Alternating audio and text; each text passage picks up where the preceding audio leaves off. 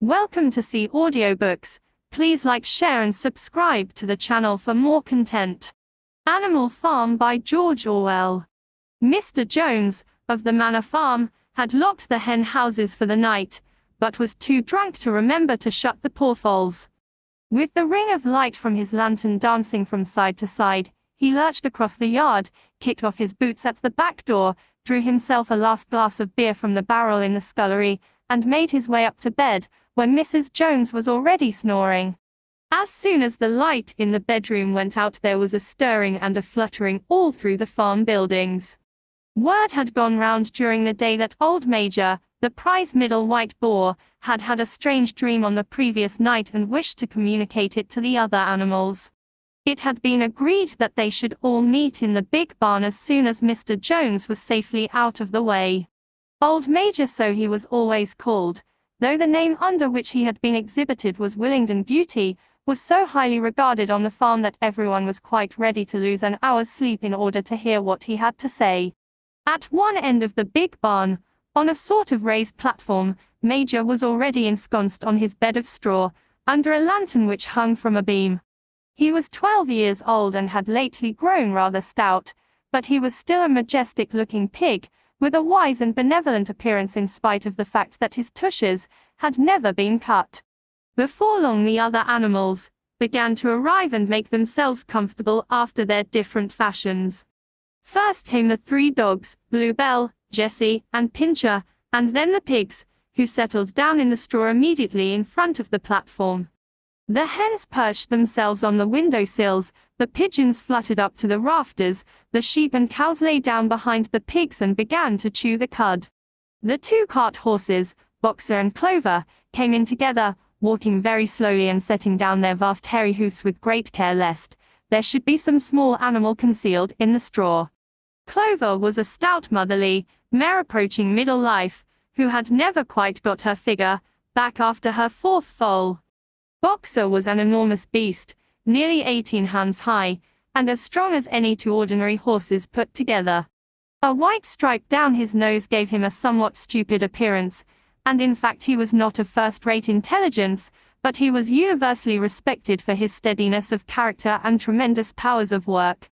After the horses came Muriel, the white goat, and Benjamin, the donkey. Benjamin was the oldest animal on the farm, and the worst-tempered.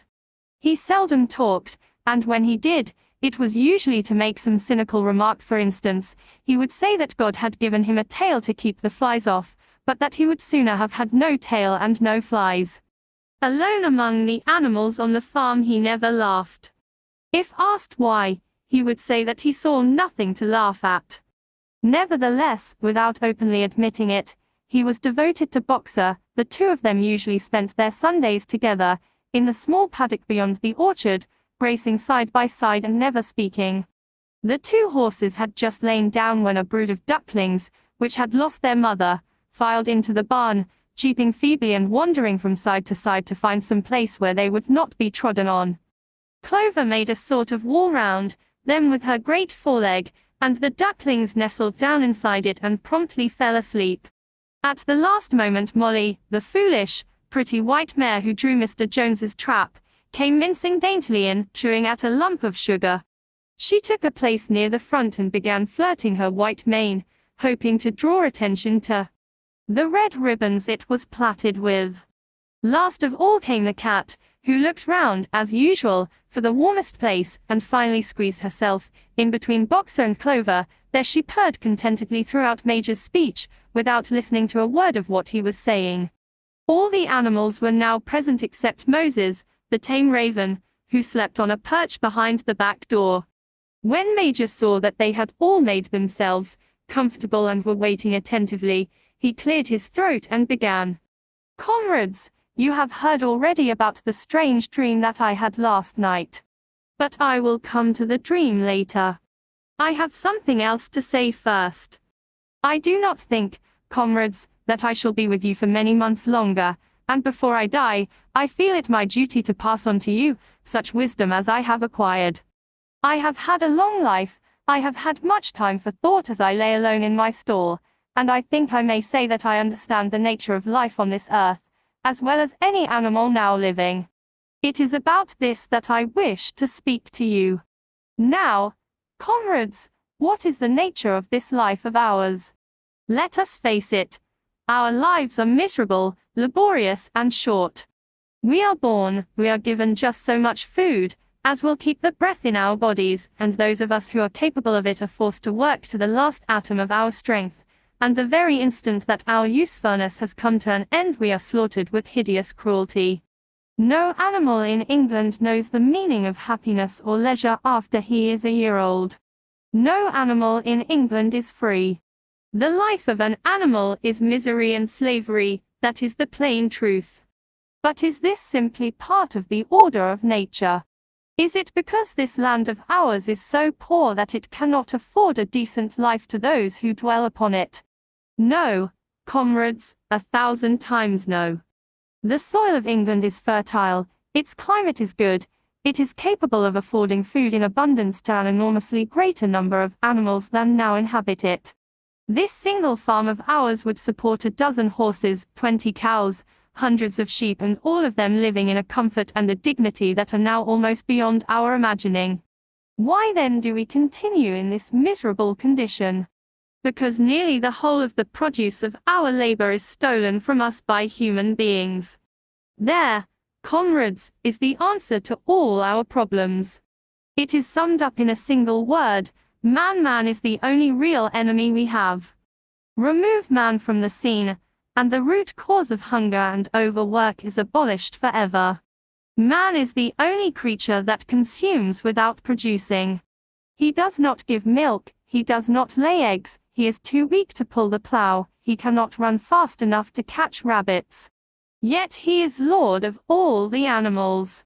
He sets them to work, he gives back to them the bare minimum that will prevent them from starving, and the rest he keeps for himself. Our labor tills the soil, our dung fertilizes it, and yet there is not one of us that owns more than his bare skin. You cows that I see before me, how many thousands of gallons of milk have you given during this last year? And what has happened to that milk which should have been breeding up sturdy calves? Every drop of it has gone down the throats of our enemies. And you hens, how many eggs have you laid in this last year? And how many of those eggs ever hatched into chickens? The rest have all gone to market to bring in money for Jones and his men. And you, Clover, where are those 4 foals you bore, who should have been the support and pleasure of your old age? Each was sold at a year old, you will never see one of them again.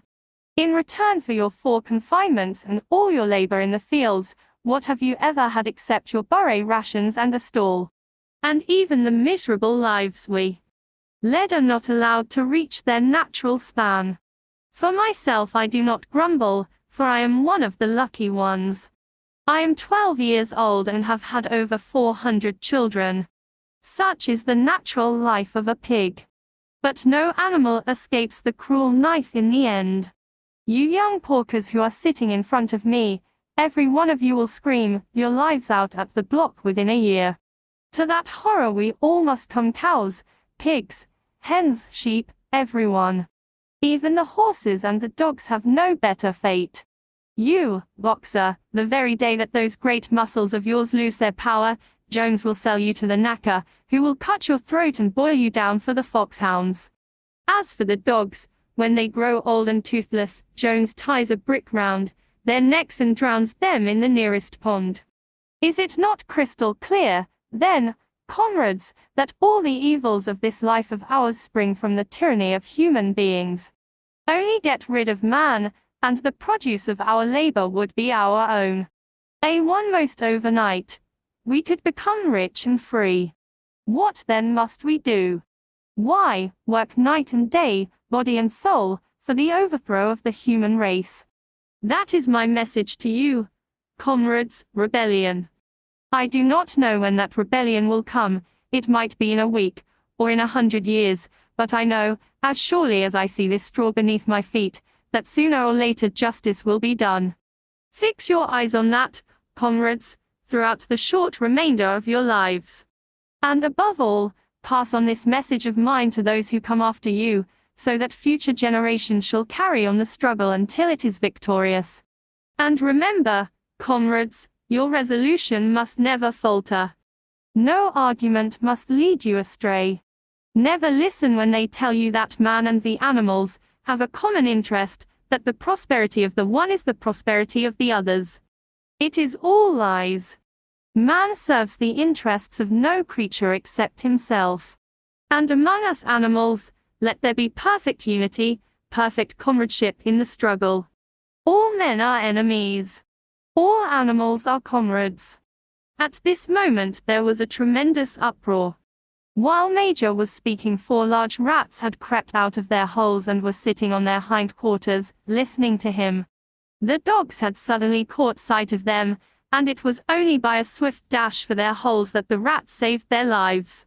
Major raised his trotter for silence.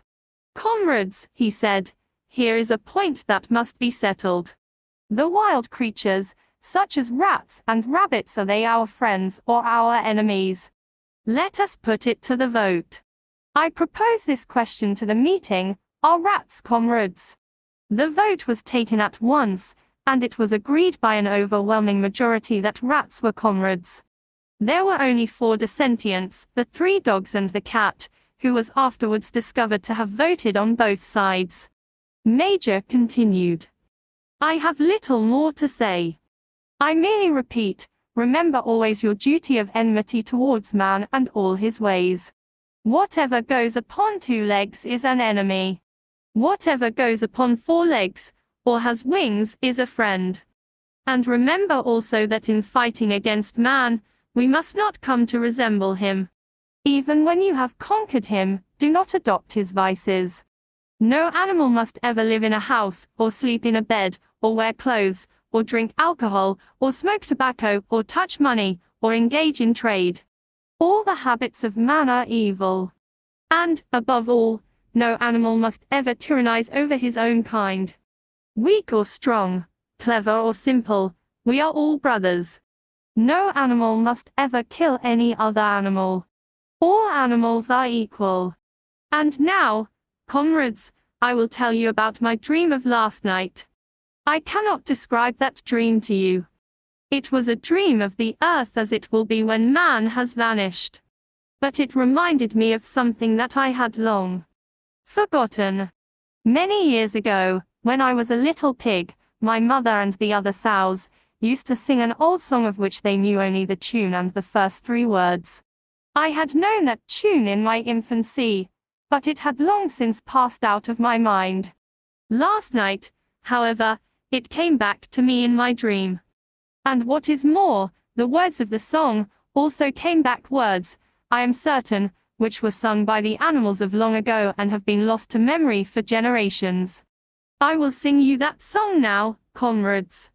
I am old and my voice is hoarse, but when I have taught you the tune, you can sing it better for yourselves.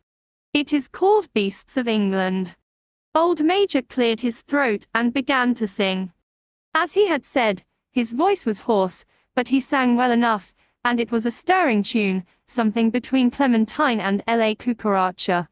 The words ran: Beasts of England, beasts of Ireland, beasts of every land and clime, hearken to my joyful tidings of the golden future time. Soon or late the day is coming. Tyrant man shall be overthrown, and the fruitful fields of England shall be trod by beasts alone. Ring shall vanish from our noses, and the harness from our back. Bit and spur shall rust forever. Cruel whips no more shall crack. Riches more than mind can picture. Wheat and barley, oats and hay, clover, beans, and mandel wurzels shall be ours upon that day. Bright will shine the fields of England. Purer shall its waters be. Sweeter yet shall blow its breezes on the day that sets us free. For that day we all must labor, though we die before it break. Cows and horses, geese and turkeys, all must toil for freedom's sake. Beasts of England, beasts of Ireland, beasts of every land and clime, Hearken well and spread my tidings of the golden future time. The singing of this song threw the animals into the wildest excitement. Almost before Major had reached the end, they had begun singing it for themselves.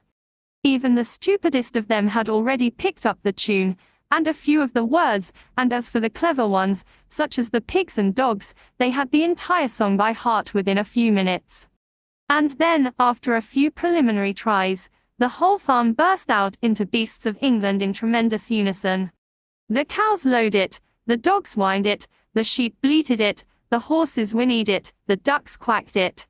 They were so delighted with the song that they sang it right through 5 times in succession, and might have continued singing it all night if they had not been interrupted. Unfortunately, the uproar awoke Mr. Jones, who sprang out of bed, making sure that there was a fox in the yard. He seized the gun which always stood in a corner of his bedroom, and let fly a charge of No. 6 shot into the darkness. The pellets buried themselves in the wall of the barn and the meeting broke up hurriedly. Everyone fled to his own sleeping place. The birds jumped onto their perches, the animals settled down in the straw, and the whole farm was asleep in a moment. 3 nights later old Major died peacefully in his sleep. His body was buried at the foot of the orchard. This was early in March. During the next 3 months, there was much secret activity. Major's speech had given to the more intelligent animals on the farm a completely new outlook on life. They did not know, when the rebellion predicted by Major would take place, they had no reason for thinking that it would be within their own lifetime, but they saw clearly that it was their duty to prepare for it. The work of teaching and organizing the others fell naturally upon the pigs, who were generally recognized as being the cleverest of the animals. Preeminent among the pigs were 2 young boars, named Snowball and Napoleon, whom Mr. Jones was breeding up for sale. Napoleon was a large, rather fierce-looking Berkshire boar, the only Berkshire on the farm, not much of a talker, but with a reputation for getting his own way.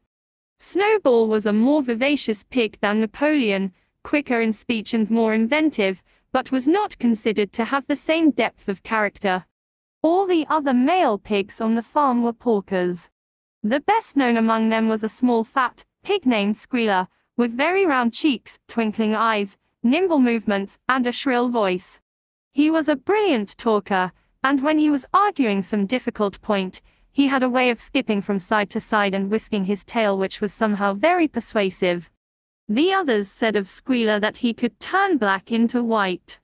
These 3 had elaborated old Major's teachings into a complete system of thought, to which they gave the name of animalism. Several nights a week, after Mr. Jones was asleep, they held secret meetings in the barn and expounded the principles of animalism to the others. At the beginning they met with much stupidity and apathy.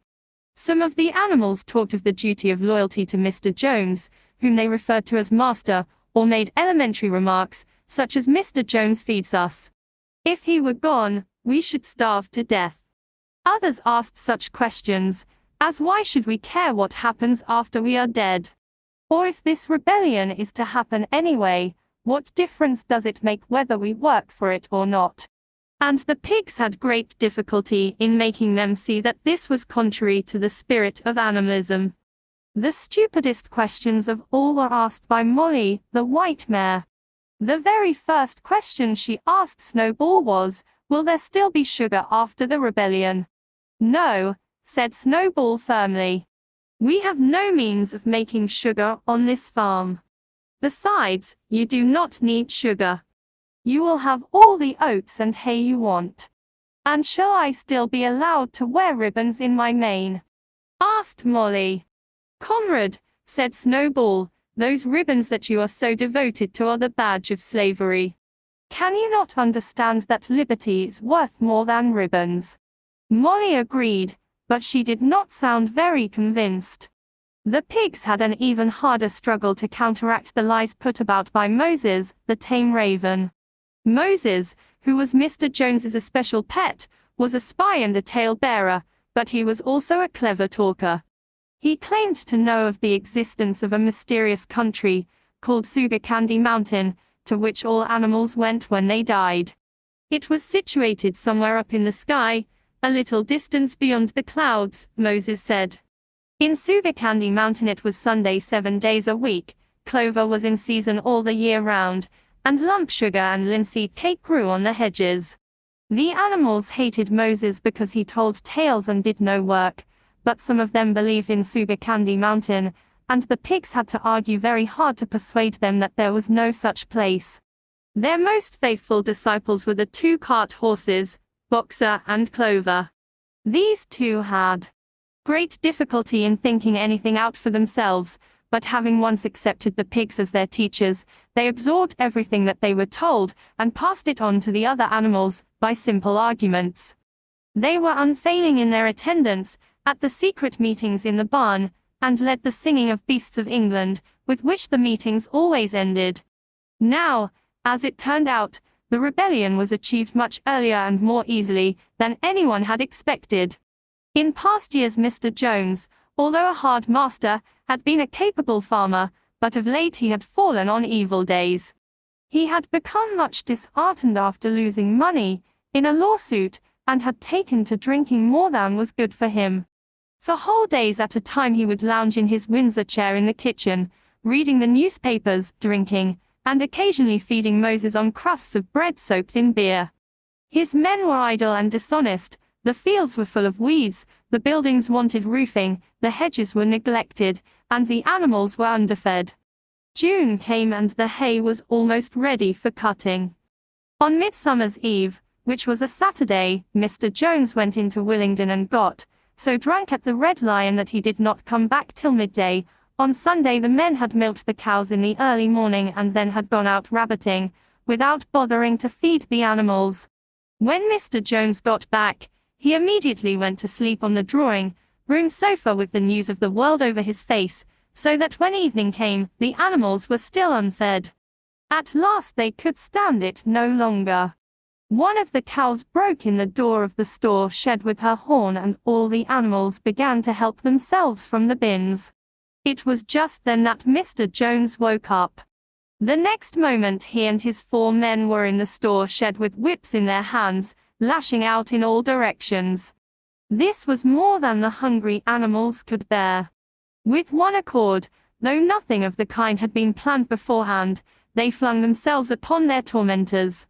Jones and his men suddenly found themselves being butted and kicked from all sides. The situation was quite out of their control. They had never seen animals behave like this before, and this sudden uprising of creatures whom they were used to thrashing and maltreating, just as they chose, frightened them almost out of their wits. After only a moment or two they gave up trying to defend themselves and took to their heels.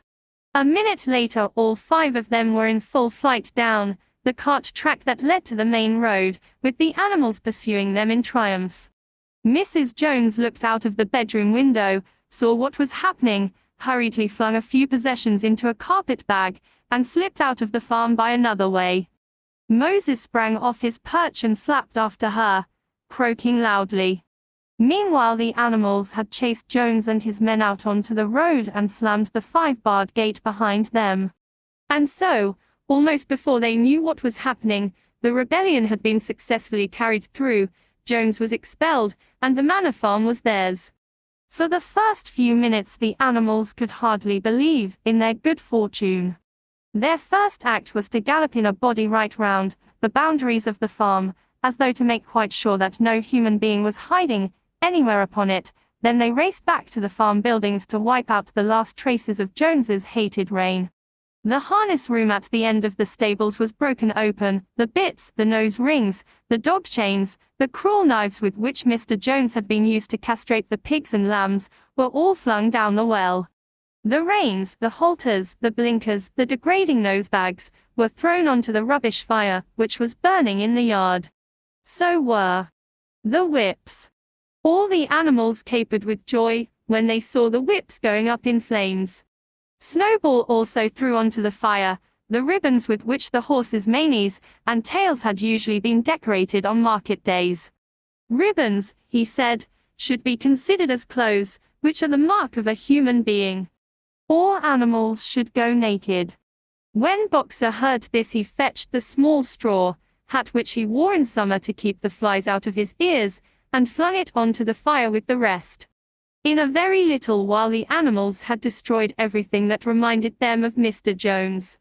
Napoleon then led them back to the store shed and served out a double ration of corn to everybody, with 2 biscuits for each dog.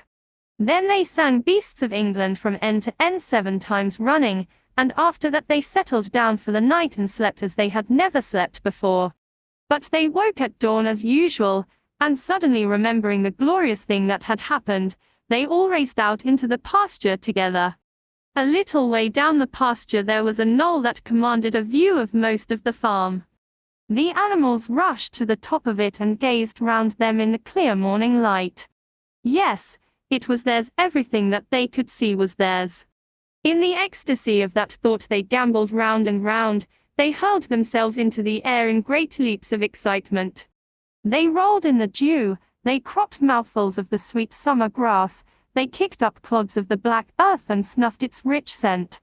Then they made a tour of inspection of the whole farm and surveyed with speechless admiration the ploughland, the hayfield, the orchard, the pool, the spinney.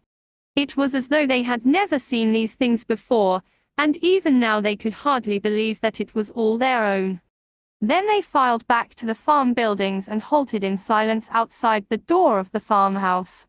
That was theirs too, but they were frightened to go inside.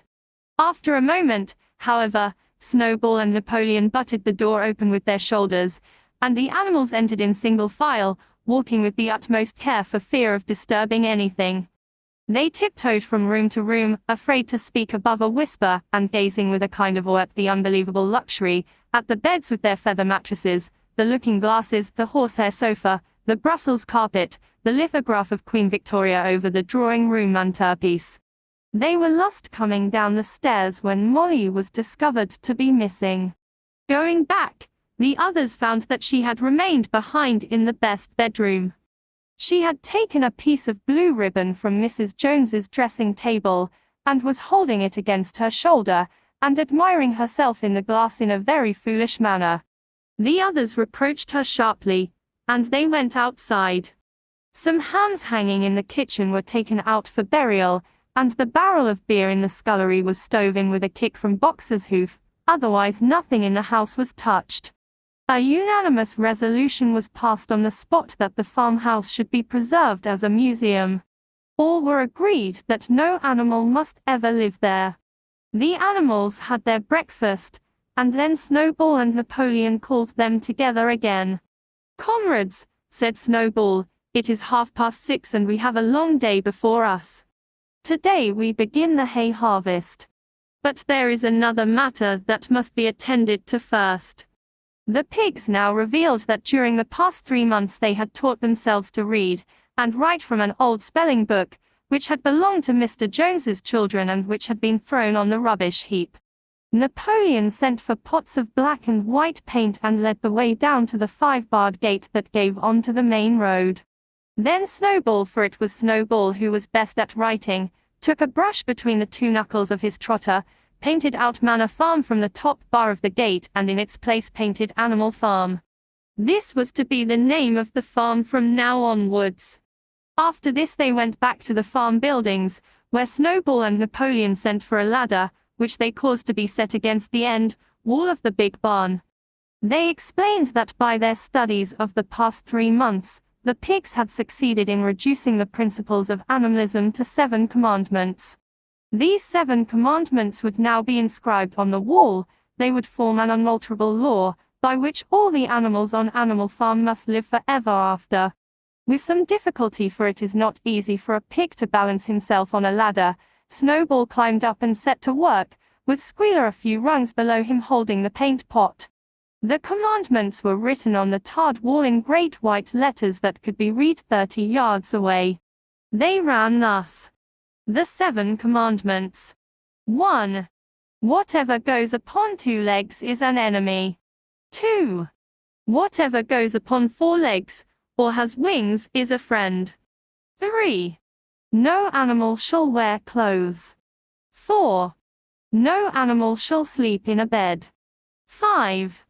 No animal shall drink alcohol. 6. No animal shall kill any other animal. 7. All animals are equal. It was very neatly written, and except that friend was written framed and one of the S's was the wrong way round, the spelling was correct all the way through.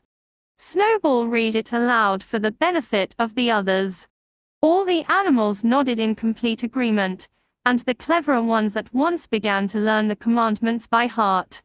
Now, comrades, cried Snowball, throwing down the paintbrush to the hayfield. Let us make it a point of honor to get in the harvest more quickly than Jones and his men could do. But at this moment the 3 cows, who had seemed uneasy for some time past, set up a loud lowing. They had not been milked for 24 hours, and their udders were almost bursting. After a little thought, the pigs sent for buckets and milked the cows fairly successfully, their trotters being well adapted to this task. Soon there were 5 buckets of frothing creamy milk, at which many of the animals looked with considerable interest. What is going to happen to all that milk? Said someone. Jones used sometimes to mix some of it in our mash, said one of the hens. Never mind the milk, comrades, cried Napoleon, placing himself in front of the buckets. That will be attended to. The harvest is more important. Comrade Snowball will lead the way. I shall follow in a few minutes. Forward, comrades. The hay is waiting. So the animals trooped down to the hayfield to begin the harvest, and when they came back in the evening it was noticed that the milk had disappeared. How they toiled and sweated to get the hay in. But their efforts were rewarded, for the harvest was an even bigger success than they had hoped. Sometimes the work was hard, the implements had been designed for human beings and not for animals, and it was a great drawback that no animal was able to use any tool that involved standing on his hind legs. But the pigs were so clever that they could think of a way round every difficulty. As for the horses, they knew every inch of the field, and in fact understood the business of mowing and raking far better than Jones and his men had ever done. The pigs did not actually work, but directed and supervised the others. With their superior knowledge, it was natural that they should assume the leadership. Boxer and Clover would harness themselves to the cutter or the horse rake. No bits or reins were needed in these days, of course, and tramp steadily round and round the field with a pig walking behind, and calling out, "Gee up, comrade," or "Woe back, comrade," as the case might be. And every animal down to the humblest worked at turning the hay and gathering it. Even the ducks and hens toiled to and fro all day in the sun, carrying tiny wisps of hay in their beaks. In the end they finished the harvest in 2 days less time than it had usually taken Jones and his men. Moreover, it was the biggest harvest that the farm had ever seen. There was no wastage whatever. The hens and ducks with their sharp eyes had gathered up the very last stalk. And not an animal on the farm had stolen so much as a mouthful. All through that summer the work of the farm went like clockwork. The animals were happy as they had never conceived it possible to be. Every mouthful of food was an acute positive pleasure, now that it was truly their own food, produced by themselves and for themselves, not doled out to them by a grudging master. With the worthless parasitical human beings gone, there was more for everyone to eat. There was more leisure too, inexperienced though the animals were. They met with many difficulties. For instance, later in the year, when they harvested the corn, they had to tread it out in the ancient style and blow away the chaff with their breath, since the farm possessed no threshing machine, but the pigs with their cleverness and Boxer with his tremendous muscles always pulled them through. Boxer was the admiration of everybody. He had been a hard worker, even in Jones's time, but now he seemed more like 3 horses than one. There were days when the entire work of the farm seemed to rest on his mighty shoulders. From morning to night he was pushing and pulling, always at the spot where the work was hardest. He had made an arrangement with one of the cockerels to call him in the mornings half an hour earlier than anyone else, and would put in some volunteer labor at whatever seemed to be most needed, before the regular day's work began. His answer to every problem, every setback, was "I will work harder," which he had adopted as his personal motto. But everyone worked according to his capacity. The hens and ducks, for instance, saved 5 bushels of corn at the harvest by gathering up the stray grains. Nobody stole, nobody grumbled over his rations. The quarreling and biting and jealousy, which had been normal features of life in the old days, had almost disappeared. Nobody shirked, or almost nobody. Molly, it was true, was not good at getting up in the mornings, and had a way of leaving work early on the ground that there was a stone in her hoof. And the behavior of the cat was somewhat peculiar.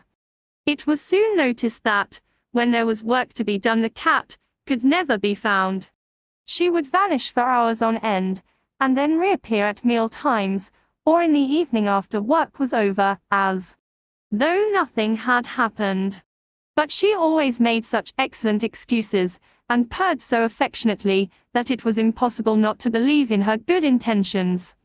Old Benjamin, the donkey, seemed quite unchanged since the rebellion. He did his work in the same slow, obstinate way as he had done it in Jones's time, never shirking and never volunteering for extra work either. About the rebellion and its results he would express no opinion. When asked whether he was not happier now that Jones was gone, he would say only donkeys live a long time. None of you has ever seen a dead donkey, and the others had to be content with this cryptic answer. On Sundays there was no work. Breakfast was an hour later than usual, and after breakfast there was a ceremony which was observed every week without fail. First came the hoisting of the flag. Snowball had found in the harness room an old green tablecloth of Mrs. Jones's and had painted on it a hoof and a horn in white. This was run up the flagstaff in the farmhouse garden every Sunday morning. The flag was green, Snowball explained, to represent the green fields of England, while the hoof and horn signified the future republic of the animals, which would arise when the human race had been finally overthrown. After the hoisting of the flag, all the animals trooped into the big barn for a general assembly which was known as the meeting. Here the work of the coming week was planned out and resolutions were put forward and debated. It was always the pigs who put forward the resolutions. The other animals understood how to vote, but could never think of any resolutions of their own. Snowball and Napoleon were by far the most active in the debates. But it was noticed that these two were never in agreement. Whatever suggestion either of them made, the other could be counted on to oppose it. Even when it was resolved a thing, no one could object to in itself to set aside the small paddock behind the orchard as a home of rest for animals who were past work. There was a stormy debate over the correct retiring age for each class of animal. The meeting always ended with the singing of Beasts of England, and the afternoon was given up to recreation. The pigs had set aside the harness room as a headquarters for themselves. Here, in the evenings, they studied blacksmithing, carpentering, and other necessary arts from books which they had brought out of the farmhouse. Snowball also busied himself with organizing the other animals into what he called animal committees. He was indefatigable at this. He formed the Egg Production Committee for the hens, the Clean Tails League for the cows, the Wild Comrades Re-Education Committee. The object of this was to tame the rats and rabbits, the Whiter Wool Movement for the sheep, and various others, besides instituting classes in reading and writing. On the whole, these projects were a failure. The attempt to tame the wild creatures, for instance, broke down almost immediately. They continued to behave very much as before, and when treated with generosity, simply took advantage of it. The cat joined the Re-Education Committee and was very active in it for some days. She was seen one day sitting on a roof and talking to some sparrows who were just out of her reach. She was telling them that all animals were now comrades, and that any sparrow who chose could come and perch on her paw, but the sparrows kept their distance. The reading and writing classes, however, were a great success. By the autumn almost every animal on the farm was literate in some degree. As for the pigs, they could already read and write perfectly. The dogs learned to read fairly well, but were not interested in reading anything except the 7 commandments. Muriel, the goat, could read somewhat better than the dogs, and sometimes used to read to the others in the evenings from scraps of newspaper which she found on the rubbish heap. Benjamin could read as well as any pig, but never exercised his faculty. So far as he knew, he said, there was nothing worth reading. Clover learnt the whole alphabet, but could not put words together. Boxer could not get beyond the letter D. He would trace out A, B, C, D, in the dust with his great hoof, and then would stand staring at the letters with his ears back, sometimes shaking his forelock, trying with all his might to remember what came next, and never succeeding. On several occasions, indeed, he did learn E, F, G, H, but by the time he knew them, it was always discovered that he had forgotten A, B, C, and D. Finally he decided to be content with the first 4 letters, and used to write them out once or twice every day to refresh his memory. Molly refused to learn any, but the 6 letters which spelt her own name. She would form these very neatly out of pieces of twig, and would then decorate them with a flower or 2 and walk round them admiring them. None of the other animals on the farm could get further than the letter A. It was also found that the stupider animals, such as the sheep, hens, and ducks, were unable to learn the 7 commandments by heart. After much thought, Snowball declared that the 7 commandments could in effect be reduced to a single maxim, namely, 4 legs good, 2 legs bad. This, he said, contained the essential principle of animalism. Whoever had thoroughly grasped it would be safe from human influences. The birds at first objected, since it seemed to them that they also had 2 legs, but Snowball proved to them that this was not so. A bird's wing, comrades, he said, is an organ of propulsion, and not of manipulation. It should therefore be regarded as a leg. The distinguishing mark of man is the hand, the instrument with which he does all his mischief. The birds did not understand Snowball's long words, but they accepted his explanation, and all the humbler animals set to work to learn the new maxim by heart. 4 legs good, 2 legs bad was inscribed on the end wall of the barn, above the 7 commandments and in bigger letters. When they had once got it by heart, the sheep developed a great liking for this maxim, and often as they lay in the field they would all start bleating 4 legs good, 2 legs bad. 4 legs good, 2 legs bad. And keep it up for hours on end, never growing tired of it. Napoleon took no interest in Snowball's committees. He said that the education of the young was more important than anything that could be done for those who were already grown up. It happened that Jessie and Bluebell had both whelps soon after the hay harvest, giving birth between them to 9 sturdy puppies. As soon as they were weaned, Napoleon took them away from their mothers, saying that he would make himself responsible for their education. He took them up into a loft, which could only be reached by a ladder from the harness room, and there kept them in such seclusion that the rest of the farm soon forgot their existence. The mystery of where the milk went to was soon cleared up. It was mixed every day into the pig's mash. The early apples were now ripening, and the grass of the orchard was littered with windfalls. The animals had assumed as a matter of course that these would be shared out equally. One day, however, the order went forth that all the windfalls were to be collected and brought to the harness room for the use of the pigs. At this some of the other animals murmured, but it was no use.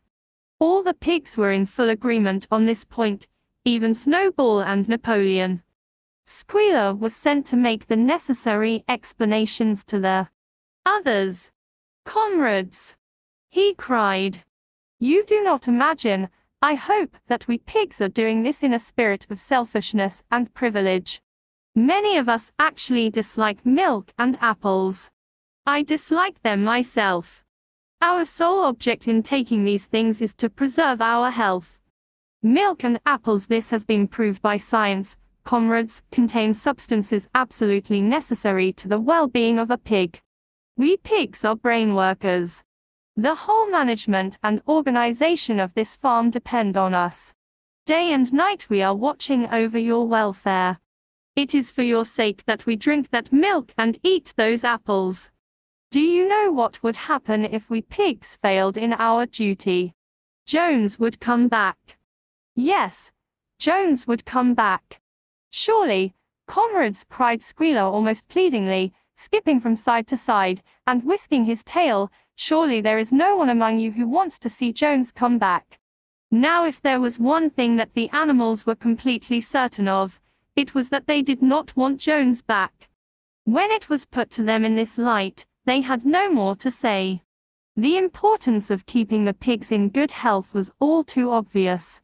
So it was agreed without further argument that the milk and the windfall apples, and also the main crop of apples when they ripened, should be reserved for the pigs alone. By the late summer the news of what had happened on Animal Farm had spread across half the county. Every day Snowball and Napoleon sent out flights of pigeons whose instructions were to mingle with the animals on neighboring farms, tell them the story of the rebellion, and teach them the tune of Beasts of England. Most of this time Mr. Jones had spent sitting in the taproom of the Red Lion at Willingdon, complaining to anyone who would listen of the monstrous injustice he had suffered in being turned out of his property by a pack of good-for-nothing animals. The other farmers sympathized in principle, but they did not at first give him much help. At heart, each of them was secretly wondering whether he could not somehow turn Jones's misfortune to his own advantage. It was lucky that the owners of the two farms which adjoined Animal Farm were on permanently bad terms. One of them, which was named Foxwood, was a large, neglected, old-fashioned farm, much overgrown by woodland, with all its pastures worn out and its hedges in a disgraceful condition. Its owner, Mr. Pilkington, was an easy-going gentleman farmer, who spent most of his time in fishing or hunting according to the season. The other farm, which was called Pinchfield, was smaller and better kept. Its owner was a Mr. Frederick, a tough, shrewd man, perpetually involved in lawsuits and with a name for driving hard bargains. These two disliked each other so much that it was difficult for them to come to any agreement, even in defense of their own interests. Nevertheless, they were both thoroughly frightened by the rebellion on Animal Farm, and very anxious to prevent their own animals from learning too much about it. At first they pretended to laugh to scorn the idea of animals managing a farm for themselves. The whole thing would be over in a fortnight, they said. They put it about that the animals on the manor farm, they insisted on calling it the manor farm, they would not tolerate the name Animal Farm, were perpetually fighting among themselves and were also rapidly starving to death. When time passed and the animals had evidently not starved to death, Frederick and Pilkington changed their tune and began to talk of the terrible wickedness that now flourished on Animal Farm. It was given out that the animals, their practiced cannibalism, tortured one another with red-hot horseshoes, and had their females in common. This was what came of rebelling against the laws of nature, Frederick and Pilkington said. However, these stories were never fully believed. Rumors of a wonderful farm, where the human beings had been turned out, and the animals managed their own affairs, continued to circulate in vague and distorted forms, and throughout that year, a wave of rebelliousness ran through the countryside. Bulls which had always been tractable suddenly turned savage, sheep broke down hedges and devoured the clover, cows kicked the pail over, hunters refused their fences, and shot their riders on to the other side. Above all, the tune and even the words of Beasts of England were known everywhere. It had spread with astonishing speed. The human beings could not contain their rage when they heard this song, though they pretended to think it merely ridiculous. They could not understand, they said, how even animals could bring themselves to sing such contemptible rubbish. Any animal caught singing it was given a flogging on the spot. And yet the song was irrepressible. The blackbirds whistled it in the hedges, the pigeons cooed it in the elms, it got into the din of the smithies and the tune of the church bells. And when the human beings listened to it, they secretly trembled, hearing in it a prophecy of their future doom. Early in October, when the corn was cut and stacked and some of it was already threshed, a flight of pigeons came whirling through the air and alighted in the yard of Animal Farm in the wildest excitement. Jones and all his men, with half a dozen others from Foxwood and Pinchfield, had entered the 5-barred gate and were coming up the cart track that led to the farm. They were all carrying sticks, except Jones, who was marching ahead with a gun in his hands. Obviously, they were going to attempt the recapture of the farm. This had long been expected, and all preparations had been made.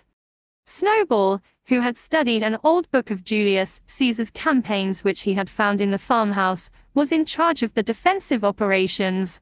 He gave his orders quickly, and in a couple of minutes, every animal was at his post. As the human beings approached the farm buildings, Snowball launched his first attack. All the pigeons, to the number of 35, flew to and fro over the men's heads and muted upon them from mid-air, and while the men were dealing with this, the geese, who had been hiding behind the hedge, rushed out and pecked viciously at the calves of their legs. However, this was only a light skirmishing maneuver, intended to create a little disorder, and the men easily drove the geese off with their sticks. Snowball now launched his second line of attack. Muriel, Benjamin, and all the sheep, with Snowball at the head of them, rushed forward and prodded and butted the men from every side, while Benjamin turned around and lashed at them with his small hoofs. But once again the men, with their sticks and their hobnailed boots, were too strong for them, and suddenly, at a squeal from Snowball, which was the signal for retreat, all the animals turned and fled through the gateway into the yard. The men gave a shout of triumph. They saw, as they imagined, their enemies in flight, and they rushed after them in disorder. This was just what Snowball had intended. As soon as they were well inside the yard, the 3 horses, the 3 cows, and the rest of the pigs, who had been lying in ambush in the cowshed, suddenly emerged in their rear, cutting them off. Snowball now gave the signal for the charge. He himself dashed straight for Jones. Jones saw him coming, raised his gun and fired. The pellets scored bloody streaks along Snowball's back, and a sheep dropped dead. Without halting for an instant, Snowball flung his 15 stone against Jones's legs. Jones was hurled into a pile of dung, and his gun flew out of his hands. But the most terrifying spectacle of all was Boxer, rearing up on his hind legs and striking out with his great iron-shod hoofs like a stallion. His very first blow took a stable lad from Foxwood on the skull and stretched him lifeless in the mud. At the sight, several men dropped their sticks and tried to run. Panic overtook them, and the next moment all the animals together were chasing them round and round the yard. They were gored, kicked, bitten, trampled on. There was not an animal on the farm that did not take vengeance on them after his own fashion. Even the cat suddenly leapt off a roof onto a cowman's shoulders and sank her claws in his neck, at which he yelled horribly. At a moment when the opening was clear, the men were glad enough to rush out of the yard and make a bolt for the main road. And so within 5 minutes of their invasion they were in ignominious retreat, by the same way as they had come, with a flock of geese hissing after them and pecking at their calves all the way. All the men were gone except one. Back in the yard, Boxer was pawing with his hoof at the stable lad, who lay face down in the mud, trying to turn him over. The boy did not stir. "He is dead," said Boxer sorrowfully. "I had no intention of doing that. I forgot that I was wearing iron shoes. Who will believe that I did not do this on purpose?" "No sentimentality, comrade," cried Snowball, from whose wounds the blood was still dripping. "War is war. The only good human being is a dead one. I have no wish to take life, not even human life," repeated Boxer, and his eyes were full of tears. "Where is Molly?" exclaimed somebody.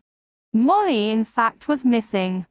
For a moment there was great alarm. It was feared that the men might have harmed her in some way, or even carried her off with them.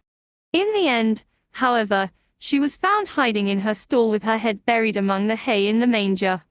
She had taken to flight as soon as the gun went off. And when the others came back from looking for her, it was to find that the stable lad, who in fact was only stunned, had already recovered and made off.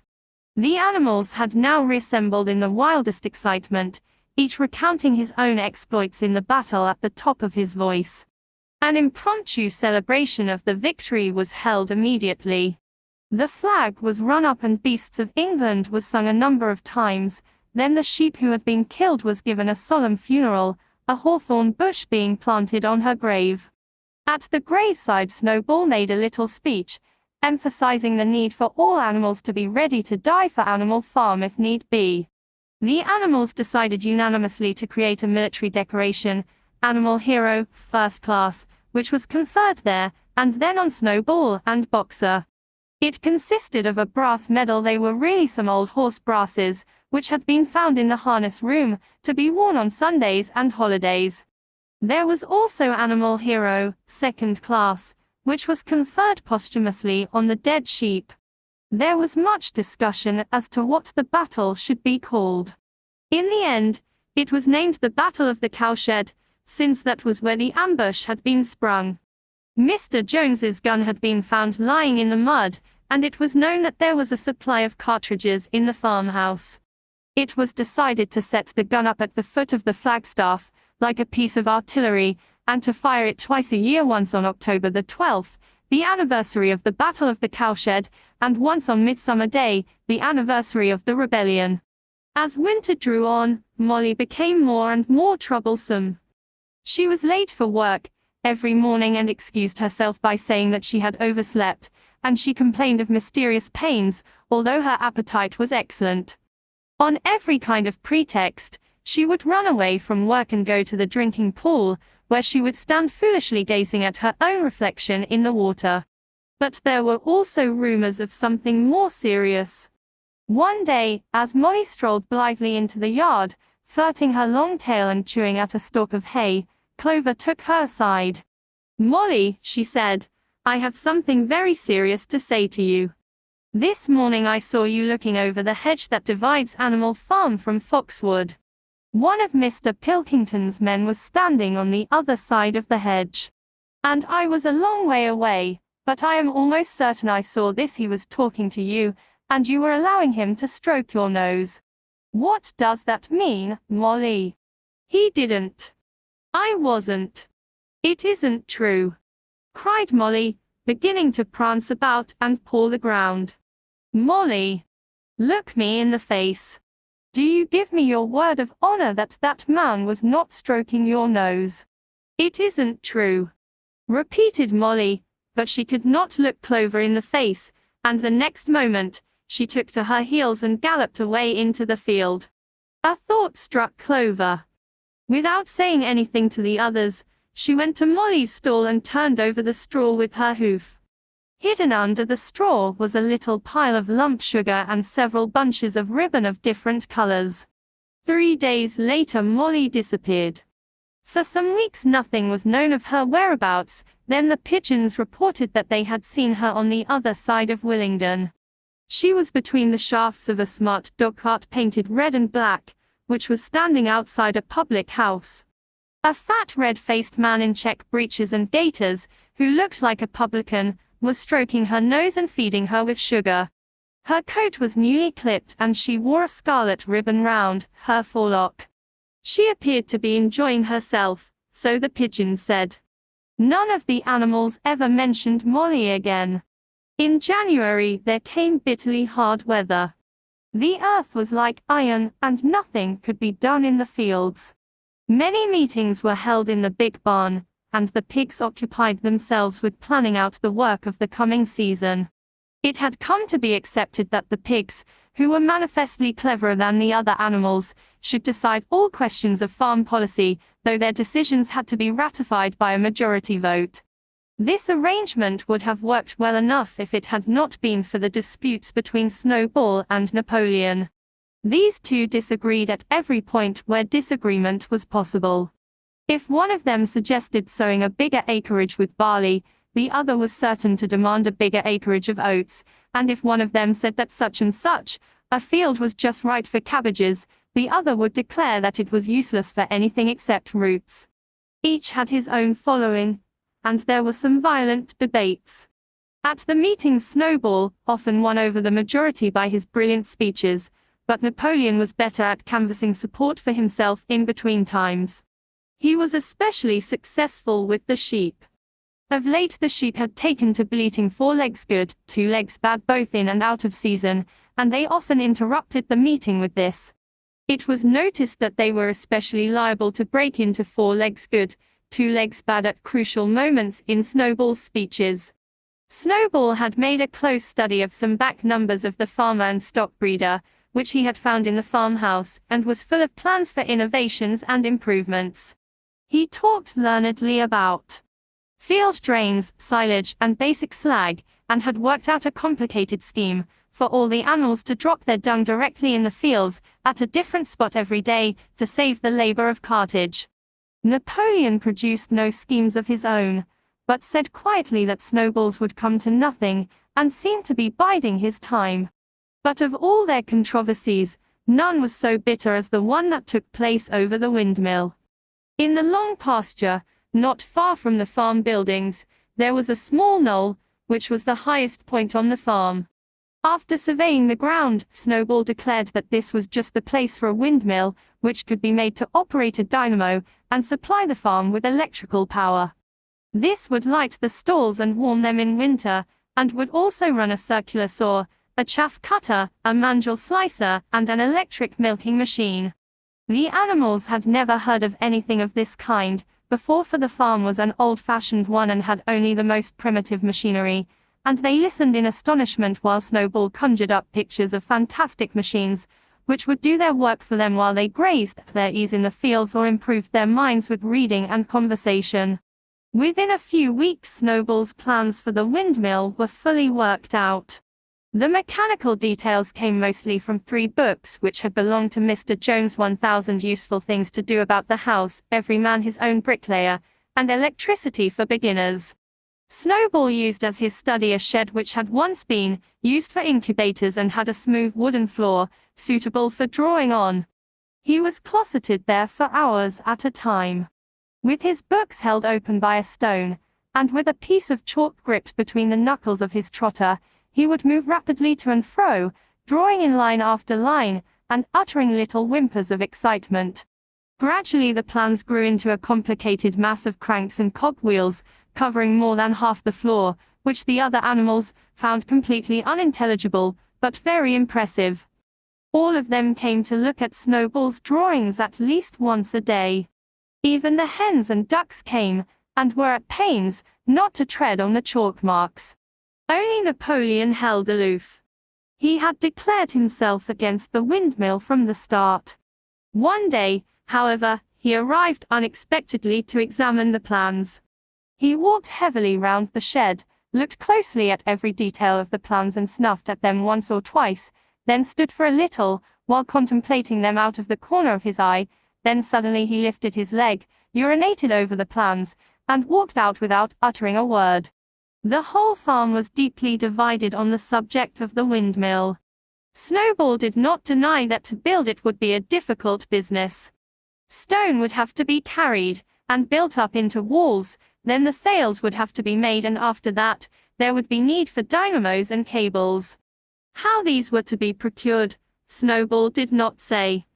But he maintained that it could all be done in a year.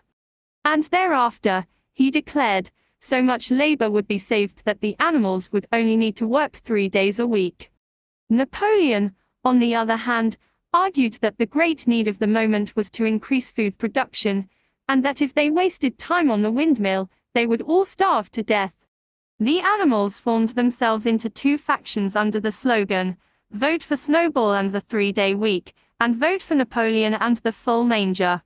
Benjamin was the only animal who did not side with either faction. He refused to believe either that food would become more plentiful or that the windmill would save work. Windmill or no windmill, he said, life would go on, as it had always gone on, that is, badly.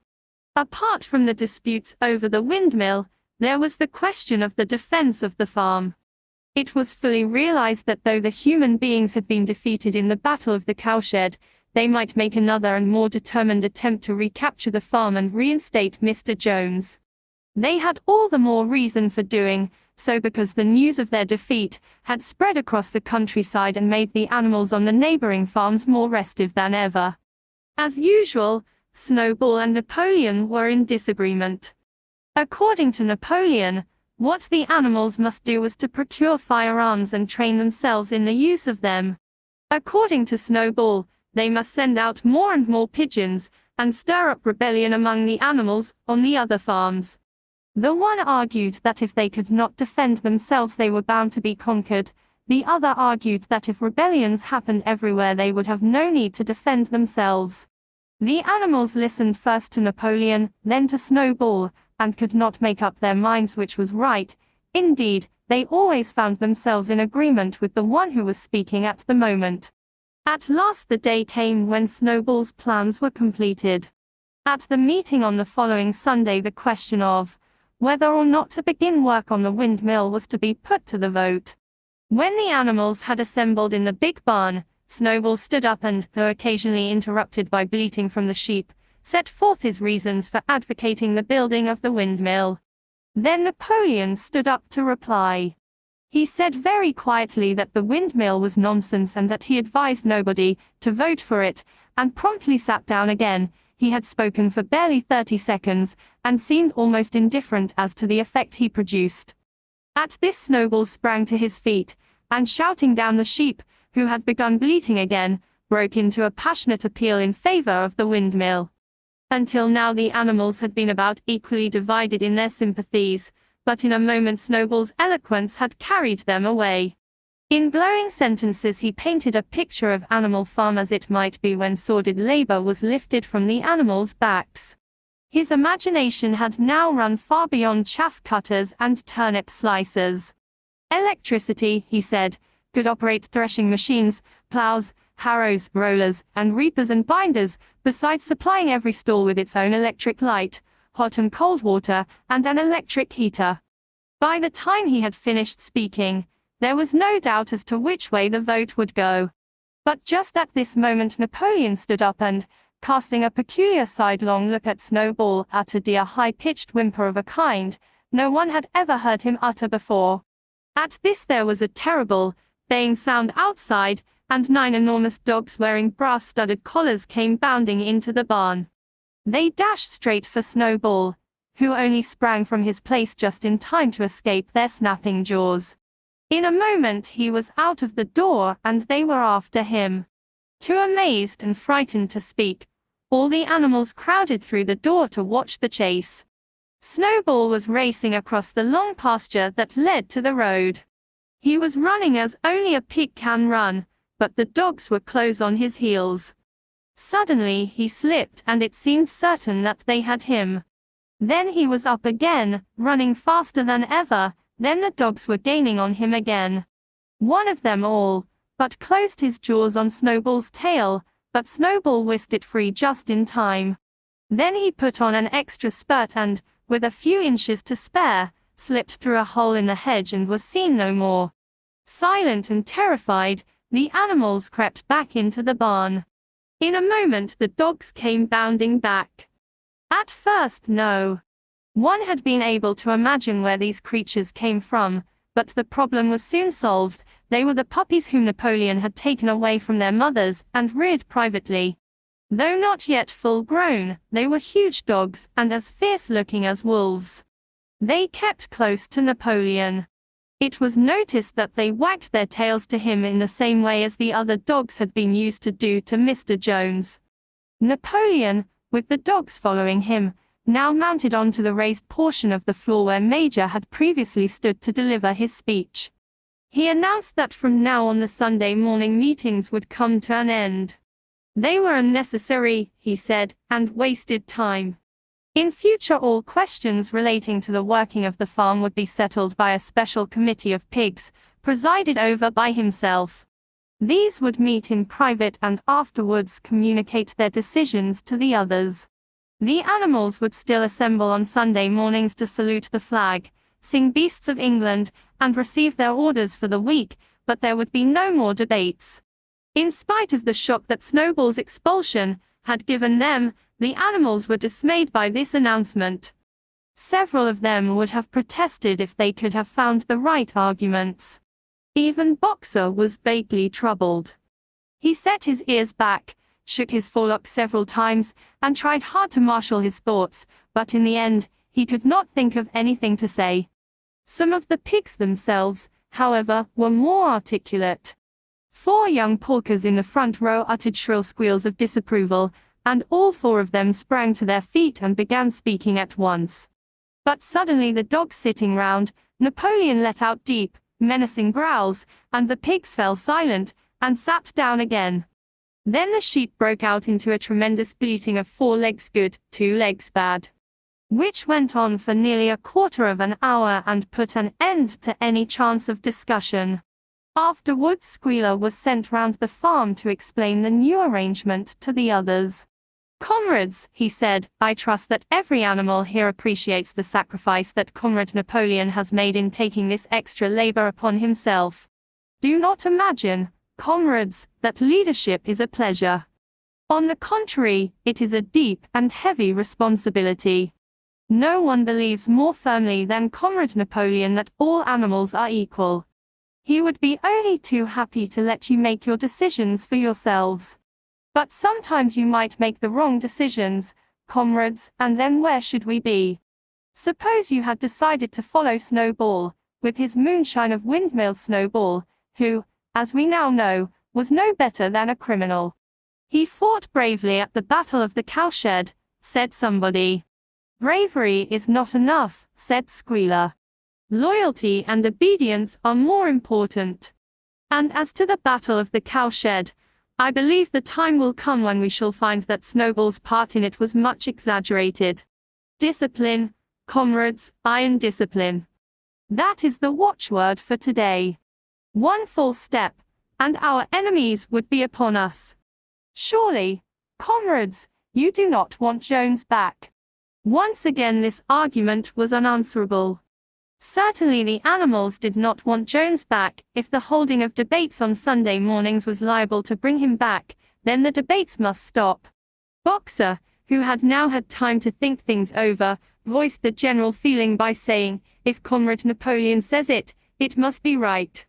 And from then on he adopted the maxim, "Napoleon is always right," in addition to his private motto of "I will work harder." By this time the weather had broken and the spring ploughing had begun.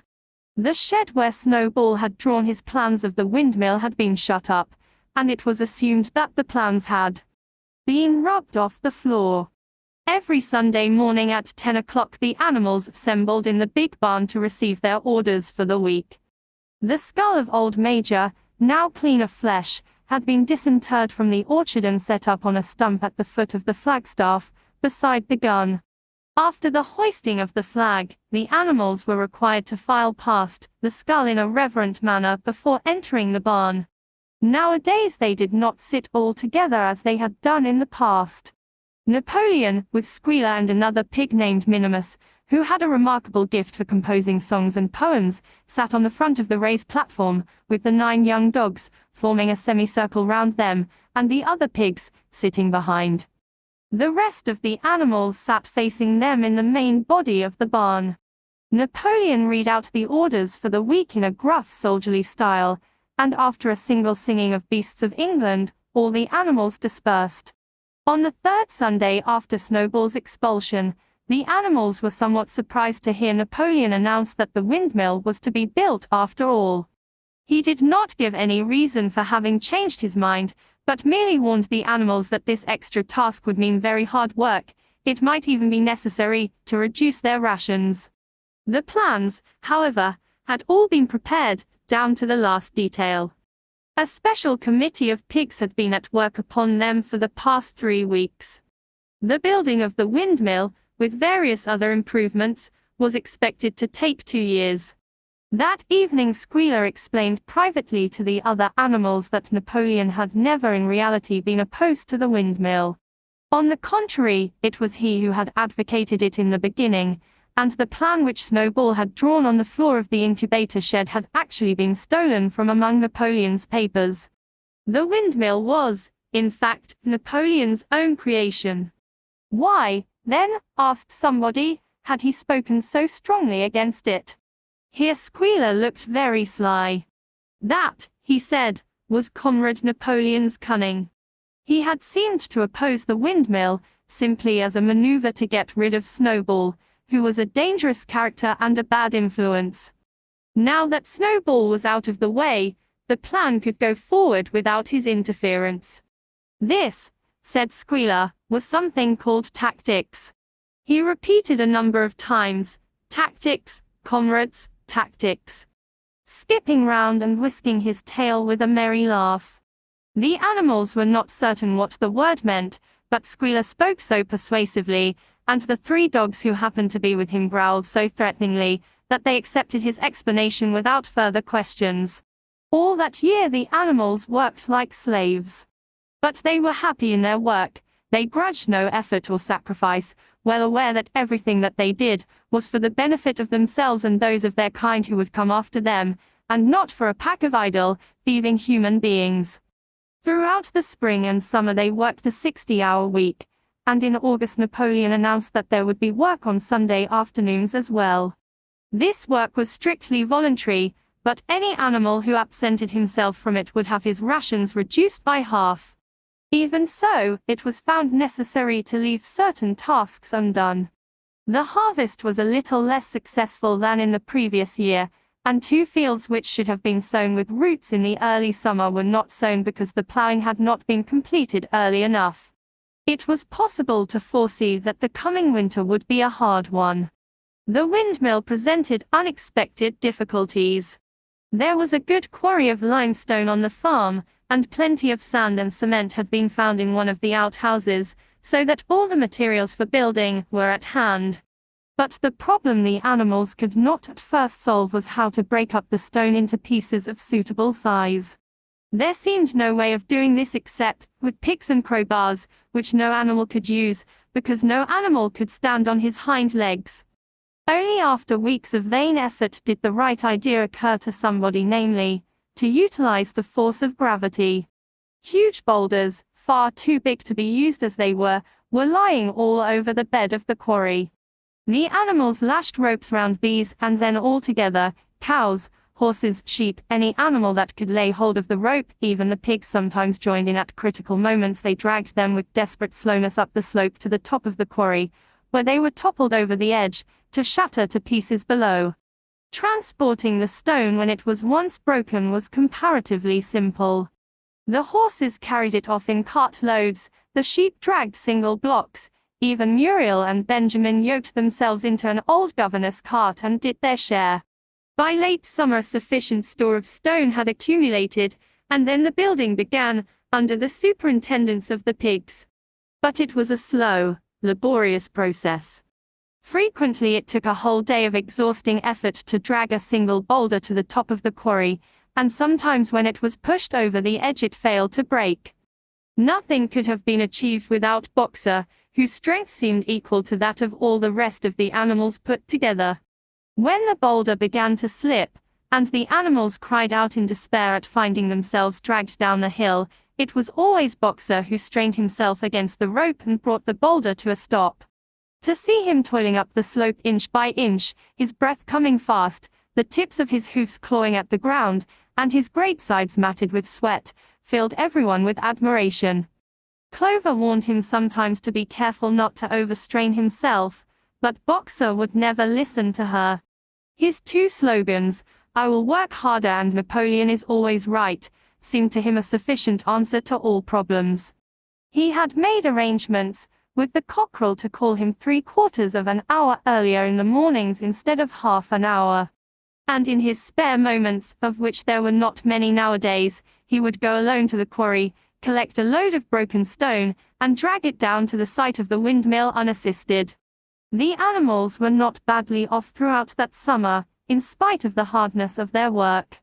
If they had no more food than they had had in Jones's day, at least they did not have less. The advantage of only having to feed themselves, and not having to support 5 extravagant human beings as well, was so great that it would have taken a lot of failures to outweigh it. And in many ways the animal method of doing things was more efficient and saved labor. Such jobs as weeding, for instance, could be done with a thoroughness impossible to human beings. And again, Since no animal now stole, it was unnecessary to fence off pasture from arable land, which saved a lot of labor on the upkeep of hedges and gates. Nevertheless, as the summer wore on, various unforeseen shortages began to make themselves felt. There was need of paraffin oil, nails, string, dog biscuits, and iron for the horses' shoes, none of which could be produced on the farm. Later there would also be need for seeds and artificial manures, besides various tools and, finally, the machinery for the windmill. How these were to be procured, no one was able to imagine. One Sunday morning, when the animals assembled to receive their orders, Napoleon announced that he had decided upon a new policy. From now onwards, Animal Farm would engage in trade with the neighboring farms, not, of course, for any commercial purpose, but simply in order to obtain certain materials which were urgently necessary. The needs of the windmill must override everything else, he said. He was therefore making arrangements to sell a stack of hay and part of the current year's wheat crop, and later on, if more money were needed, it would have to be made up by the sale of eggs, for which there was always a market in Willingdon. The hens, said Napoleon, should welcome this sacrifice as their own special contribution towards the building of the windmill. Once again the animals were conscious of a vague uneasiness. Never to have any dealings with human beings, never to engage in trade, never to make use of money, had not these been among the earliest resolutions passed at that first triumphant meeting after Jones was expelled? All the animals remembered passing such resolutions, or at least they thought that they remembered it. The 4 young pigs, who had protested when Napoleon abolished the meetings, raised their voices timidly, but they were promptly silenced by a tremendous growling from the dogs. Then, as usual, the sheep broke into 4 legs good, 2 legs bad.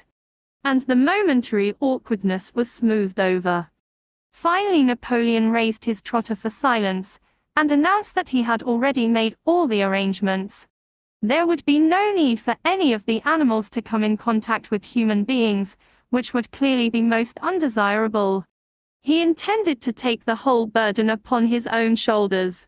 A Mr. Whymper, a solicitor living in Willingdon, had agreed to act as intermediary between Animal Farm and the outside world, and would visit the farm every Monday morning to receive his instructions.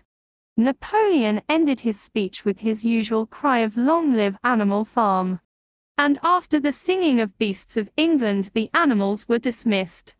Afterwards Squealer made a round of the farm and set the animals' minds at rest. He assured them that the resolution against engaging in trade and using money had never been passed, or even suggested.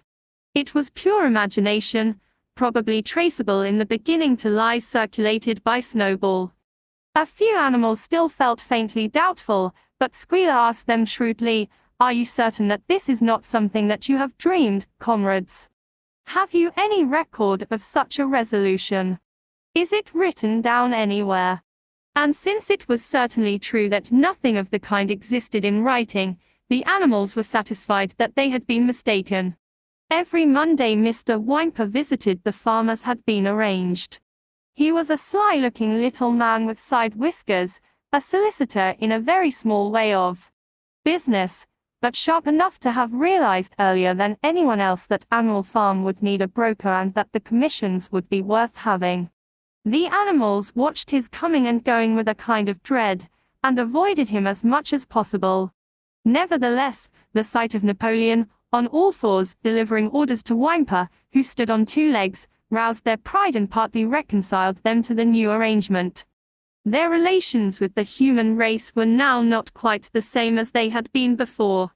The human beings did not hate Animal Farm any less now that it was prospering. Indeed, they hated it more than ever. Every human being held it as an article of faith that the farm would go bankrupt sooner or later, and, above all, that the windmill would be a failure. They would meet in the public houses and prove to one another by means of diagrams that the windmill was bound to fall down, or that if it did stand up, then that it would never work. And yet, against their will, they had developed a certain respect for the efficiency with which the animals were managing their own affairs. One symptom of this was that they had begun to call Animal Farm by its proper name and ceased to pretend that it was called the Manor Farm.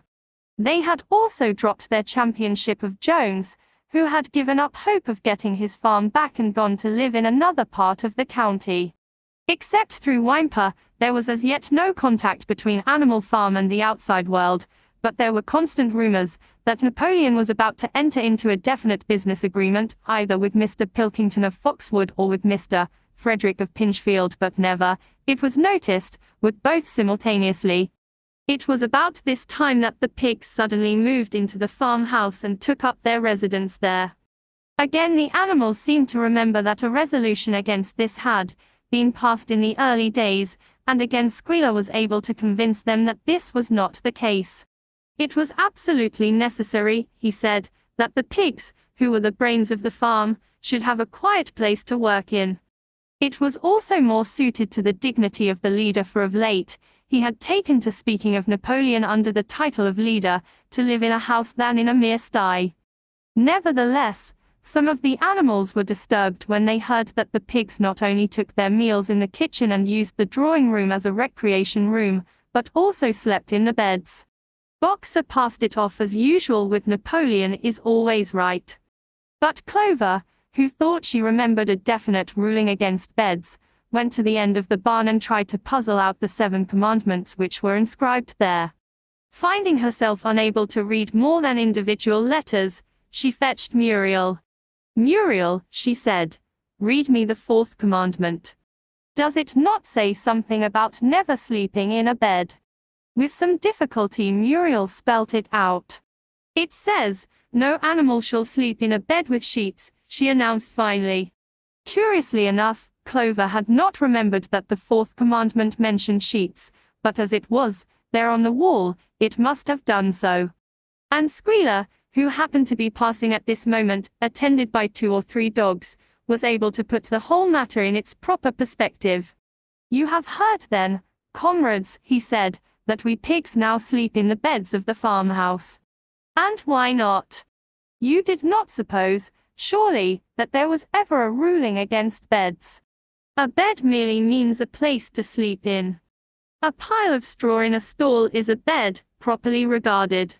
The rule was against sheets, which are a human invention.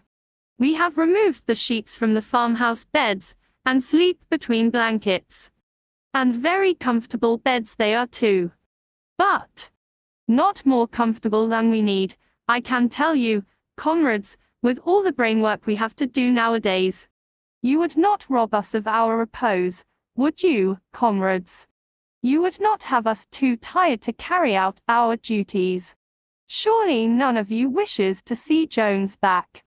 The animals reassured him on this point immediately, and no more was said about the pigs sleeping in the farmhouse beds.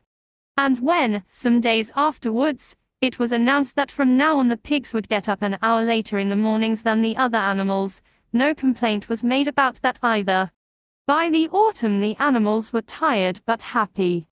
They had had a hard year, and after the sale of part of the hay and corn, the stores of food for the winter were none too plentiful, but the windmill compensated for everything. It was almost half built now. After the harvest there was a stretch of clear dry weather, and the animals toiled harder than ever, thinking it well worth while to plod to and fro all day with blocks of stone if by doing so they could raise the walls another foot. Boxer would even come out at nights and work for an hour or 2 on his own by the light of the harvest moon. In their spare moments the animals would walk round and round the half-finished mill, admiring the strength and perpendicularity of its walls and marveling that they should ever have been able to build anything so imposing. Only old Benjamin refused to grow enthusiastic about the windmill, though, as usual, he would utter nothing beyond the cryptic remark that donkeys live a long time. November came, with raging southwest winds. Building had to stop because it was now too wet to mix the cement. Finally there came a night when the gale was so violent that the farm buildings rocked on their foundations and several tiles were blown off the roof of the barn. The hens woke up squawking with terror because they had all dreamed simultaneously of hearing a gun go off in the distance. In the morning the animals came out of their stalls to find that the flagstaff had been blown down, and an elm tree at the foot of the orchard had been plucked up like a radish.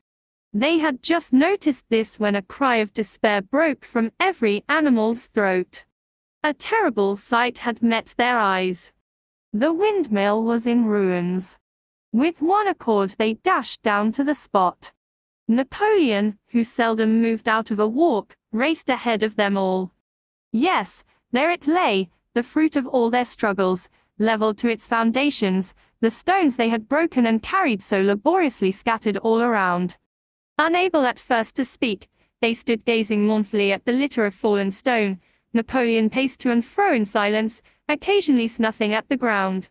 His tail had grown rigid and twitched sharply from side to side, a sign in him of intense mental activity. Suddenly he halted as though his mind were made up. "Comrades," he said quietly, "do you know who is responsible for this? Do you know the enemy who has come in the night and overthrown our windmill? Snowball!" He suddenly roared in a voice of thunder. "Snowball has done this thing. In sheer malignity, thinking to set back our plans and avenge himself for his ignominious expulsion, this traitor has crept here under cover of night and destroyed our work of nearly a year. Comrades, here and now I pronounce the death sentence upon Snowball. Animal hero, second class, and half a bushel of apples to any animal who brings him to justice. A full bushel to anyone who captures him alive." The animals were shocked beyond measure to learn that even Snowball could be guilty of such an action. There was a cry of indignation, and everyone began thinking out ways of catching Snowball if he should ever come back. Almost immediately the footprints of a pig were discovered in the grass at a little distance from the knoll. They could only be traced for a few yards, but appeared to lead to a hole in the hedge. Napoleon snuffed deeply at them and pronounced them to be Snowball's. He gave it as his opinion that Snowball had probably come from the direction of Foxwood Farm. "No more delays, comrades," cried Napoleon when the footprints had been examined. "There is work to be done. This very morning we begin rebuilding the windmill, and we will build all through the winter, rain or shine. We will teach this miserable traitor that he cannot undo our work so easily. Remember, comrades, there must be no alteration in our plans, they shall be carried out to the day. Forward, comrades. Long live the windmill. Long live Animal Farm." It was a bitter winter. The stormy weather was followed by sleet and snow, and then by a hard frost which did not break till well into February. The animals carried on, as best they could with the rebuilding of the windmill, well knowing that the outside world was watching them and that the envious human beings would rejoice and triumph if the mill were not finished on time. Out of spite, the human beings pretended not to believe that it was Snowball who had destroyed the windmill. They said that it had fallen down because the walls were too thin. The animals knew that this was not the case. Still, it had been decided to build the walls 3 feet thick this time instead of 18 inches as before, which meant collecting much larger quantities of stone. For a long time the quarry was full of snowdrifts and nothing could be done. Some progress was made in the dry frosty weather that followed, but it was cruel work, and the animals could not feel so hopeful about it as they had felt before. They were always cold, and usually hungry as well. Only Boxer and Clover never lost heart. Squealer made excellent speeches on the joy of service and the dignity of labor, but the other animals found more inspiration in Boxer's strength and his never-failing cry of "I will work harder." In January food fell short. The corn ration was drastically reduced, and it was announced that an extra potato ration would be issued to make up for it. Then it was discovered that the greater part of the potato crop had been frosted in the clamps, which had not been covered thickly enough. The potatoes had become soft and discolored, and only a few were edible. For days at a time the animals had nothing to eat, but chaff and mandibles. Starvation seemed to stare them in the face. It was vitally necessary to conceal this fact from the outside world. Emboldened by the collapse of the windmill, the human beings were inventing fresh lies about Animal Farm. Once again it was being put about that all the animals were dying of famine and disease, and that they were continually fighting among themselves, and had resorted to cannibalism and infanticide. Napoleon was well aware of the bad results that might follow if the real facts of the food situation were known, and he decided to make use of Mr. Whymper to spread a contrary impression. Hitherto the animals had had little or no contact with Whymper on his weekly visits. Now, however, a few selected animals, mostly sheep, were instructed to remark casually in his hearing that rations had been increased. In addition, Napoleon ordered the almost empty bins in the store shed to be filled nearly to the brim with sand, which was then covered up with what remained of the grain and meal. On some suitable pretext, Whymper was led through the store shed and allowed to catch a glimpse of the bins. He was deceived, and continued to report to the outside world that there was no food shortage on Animal Farm. Nevertheless, towards the end of January it became obvious that it would be necessary to procure some more grain from somewhere. In these days Napoleon rarely appeared in public, but spent all his time in the farmhouse, which was guarded at each door by fierce-looking dogs. When he did emerge, it was in a ceremonial manner, with an escort of 6 dogs who closely surrounded him and growled if anyone came too near. Frequently he did not even appear on Sunday mornings, but issued his orders through one of the other pigs, usually Squealer. One Sunday morning Squealer announced that the hens, who had just come in to lay again, must surrender their eggs. Napoleon had accepted, through Whymper, a contract for 400 eggs a week. The price of these would pay for enough grain and meal to keep the farm going till summer came on, and conditions were easier. When the hens heard this, they raised a terrible outcry. They had been warned earlier that this sacrifice might be necessary, but had not believed that it would really happen. They were just getting their clutches ready for the spring sitting, and they protested that to take the eggs away now was murder. For the first time since the expulsion of Jones, there was something resembling a rebellion.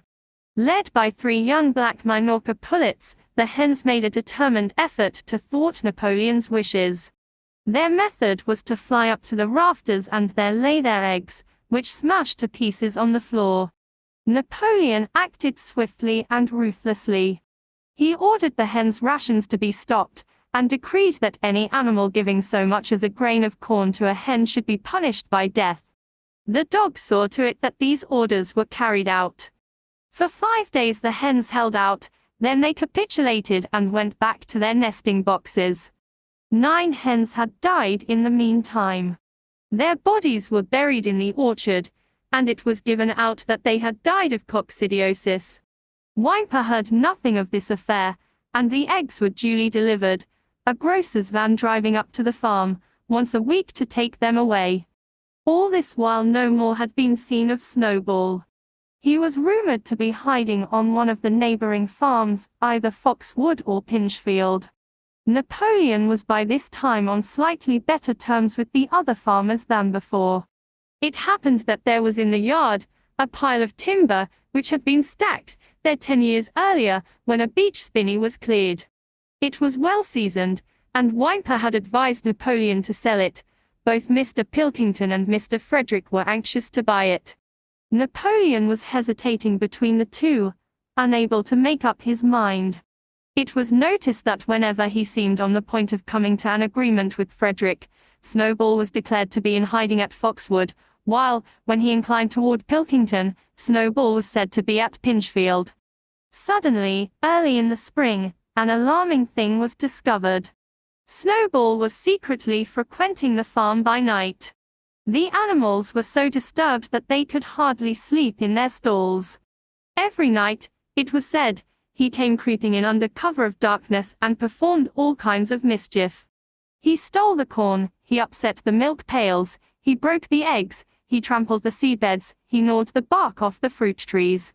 Whenever anything went wrong, it became usual to attribute it to Snowball. If a window was broken, or a drain was blocked up, someone was certain to say that Snowball had come in the night and done it, and when the key of the store shed was lost, the whole farm was convinced that Snowball had thrown it down the well. Curiously enough, they went on believing this, even after the mislaid key was found under a sack of meal. The cows declared unanimously that Snowball crept into their stalls and milked them in their sleep. The rats, which had been troublesome that winter, were also said to be in league with Snowball. Napoleon decreed that there should be a full investigation into Snowball's activities. With his dogs in attendance, he set out and made a careful tour of inspection of the farm buildings, the other animals following at a respectful distance. At every few steps Napoleon stopped, and snuffed the ground for traces of Snowball's footsteps, which, he said, he could detect by the smell. He snuffed in every corner, in the barn, in the cowshed, in the hen houses, in the vegetable garden, and found traces of Snowball almost everywhere. He would put his snout to the ground, give several deep sniffs, and exclaim in a terrible voice, "Snowball! He has been here. I can smell him distinctly." And at the word Snowball all the dogs let out blood-curdling growls and showed their side teeth. The animals were thoroughly frightened. It seemed to them as though Snowball was some kind of invisible influence, pervading the air about them and menacing them with all kinds of dangers. In the evening Squealer called them together, and with an alarmed expression on his face told them that he had some serious news to report. "Comrades!" cried Squealer, making little nervous skips, "a most terrible thing has been discovered. Snowball has sold himself to Frederick of Pinchfield Farm, who is even now plotting to attack us and take our farm away from us. Snowball is to act as his guide when the attack begins. But there is worse than that. We had thought that Snowball's rebellion was caused simply by his vanity and ambition. But we were wrong, comrades. Do you know what the real reason was? Snowball was in league with Jones from the very start. He was Jones's secret agent all the time. It has all been proved by documents which he left behind him and which we have only just discovered. To my mind this explains a great deal, comrades. Did we not see for ourselves how he attempted, fortunately without success, to get us defeated and destroyed at the Battle of the Cowshed? The animals were stupefied. This was a wickedness far outdoing Snowball's destruction of the windmill. But it was some minutes before they could fully take it in. They all remembered, or thought they remembered, how they had seen Snowball charging ahead of them at the Battle of the Cowshed, how he had rallied and encouraged them at every turn, and how he had not paused for an instant, even when the pellets from Jones's gun had wounded his back. At first it was a little difficult to see how this fitted in with his being on Jones's side. Even Boxer, who seldom asked questions, was puzzled. He lay down, tucked his forehoofs beneath him, shut his eyes, and with a hard effort managed to formulate his thoughts. "I do not believe that," he said. "Snowball fought bravely at the Battle of the Cowshed. I saw him myself. Did we not give him Animal Hero, First Class, immediately afterwards? That was our mistake, comrade. For we know now, it is all written down in the secret documents, that we have found that in reality he was trying to lure us to our doom. But he was wounded," said Boxer. "We all saw him running with blood. That was part of the arrangement," cried Squealer. "Jones's shot only grazed him. I could show you this in his own writing, if you were able to read it. The plot was for Snowball, at the critical moment, to give the signal for flight, and leave the field to the enemy. And he very nearly succeeded. I will even say, comrades, he would have succeeded if it had not been for our heroic leader, Comrade Napoleon. Do you not remember how, just at the moment, when Jones and his men had got inside the yard, Snowball suddenly turned and fled, and many animals followed him? And do you not remember, too, that it was just at that moment, when panic was spreading and all seemed lost, that Comrade Napoleon sprang forward, with a cry of death to humanity, and sank his teeth in Jones's leg? Surely you remember that, comrades?" exclaimed Squealer, frisking from side to side. Now when Squealer described the scene so graphically, it seemed to the animals that they did remember it. At any rate, they remembered that at the critical moment of the battle Snowball had turned to flee. But Boxer was still a little uneasy. "I do not believe that Snowball was a traitor at the beginning," he said finally. "What he has done since is different. But I believe that at the Battle of the Cowshed he was a good comrade. Our leader, Comrade Napoleon," announced Squealer, speaking very slowly and firmly, "has stated categorically, Comrade, that Snowball was Jones's agent from the very beginning, yes, and from long before the rebellion was ever thought of." That is different," said Boxer. "If Comrade Napoleon says it, it must be right. That is the true spirit, comrade," cried Squealer, but it was noticed he cast a very ugly look at Boxer with his little twinkling eyes. He turned to go, then paused and added impressively, "I warn every animal on this farm to keep his eyes very wide open. For we have reason to think that some of Snowball's secret agents are lurking among us at this moment." 4 days later, in the late afternoon, Napoleon ordered all the animals to assemble in the yard. When they were all gathered together, Napoleon emerged from the farmhouse, wearing both his medals, for he had recently awarded himself Animal Hero, First Class, and Animal Hero, Second Class, with his 9 huge dogs frisking round him and uttering growls that sent shivers down all the animals' spines. They all cowered silently in their places, seeming to know in advance that some terrible thing was about to happen. Napoleon stood sternly surveying his audience, then he uttered a high-pitched whimper. Immediately the dogs bounded forward, seized 4 of the pigs by the ear, and dragged them, squealing with pain and terror, to Napoleon's feet. The pigs' ears were bleeding, the dogs had tasted blood, and for a few moments, they appeared to go quite mad. To the amazement of everybody, 3 of them flung themselves upon Boxer. Boxer saw them coming and put out his great hoof, caught a dog in mid-air, and pinned him to the ground. The dog shrieked for mercy and the other 2 fled with their tails between their legs. Boxer looked at Napoleon to know whether he should crush the dog to death or let it go. Napoleon appeared to change countenance, and sharply ordered Boxer to let the dog go, whereat Boxer lifted his hoof, and the dog slunk away, bruised and howling. Presently the tumult died down. The 4 pigs waited, trembling, with guilt written on every line of their countenances. Napoleon now called upon them to confess their crimes. They were the same 4 pigs as had protested when Napoleon abolished the Sunday meetings. Without any further prompting, they confessed that they had been secretly in touch with Snowball ever since his expulsion, that they had collaborated with him in destroying the windmill, and that they had entered into an agreement with him to hand over Animal Farm to Mr. Frederick. They added that Snowball had privately admitted to them that he had been Jones's secret agent for years past. When they had finished their confession, the dogs promptly tore their throats out, and in a terrible voice Napoleon demanded whether any other animal had anything to confess. The 3 hens who had been the ringleaders in the attempted rebellion over the eggs, now came forward and stated that Snowball had appeared to them in a dream and incited them to disobey Napoleon's orders. They, too, were slaughtered. Then a goose came forward and confessed to having secreted 6 ears of corn during the last year's harvest and eaten them in the night.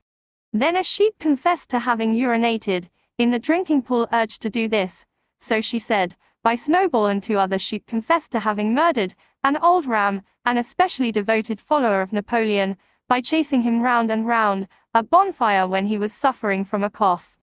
They were all slain on the spot. And so the tale of confessions and executions went on, until there was a pile of corpses lying before Napoleon's feet, and the air was heavy with the smell of blood, which had been unknown there since the expulsion of Jones. When it was all over, the remaining animals, except for the pigs and dogs, crept away in a body. They were shaken and miserable. They did not know which was more shocking, the treachery of the animals who had leagued themselves with Snowball, or the cruel retribution they had just witnessed. In the old days there had often been scenes of bloodshed equally terrible, but it seemed to all of them that it was far worse now that it was happening among themselves. Since Jones had left the farm, until today, no animal had killed another animal. Not even a rat had been killed.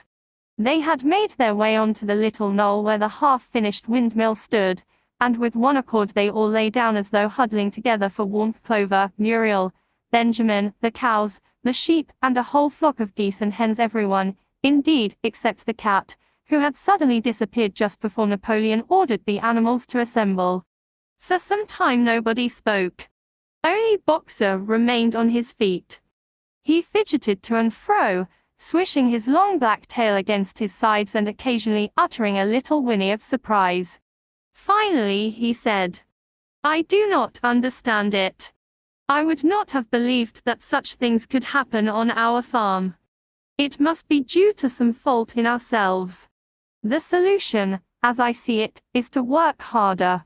From now onwards I shall get up a full hour earlier in the mornings."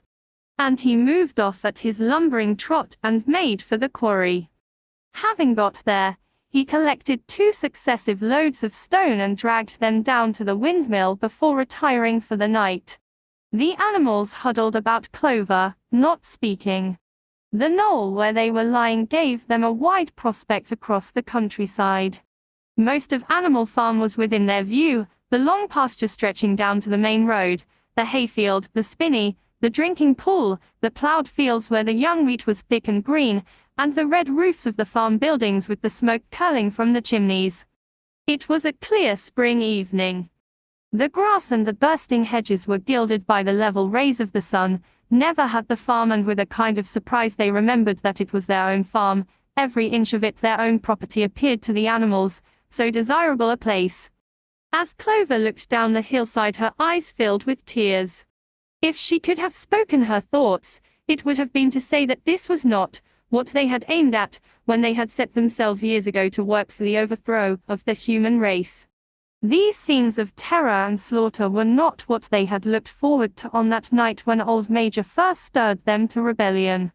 If she herself had had any picture of the future, it had been of a society of animals, set free from hunger, and the whip, all equal, each working according to his capacity, the strong protecting the weak, as she had protected the lost brood of ducklings with her foreleg on the night of Major's speech.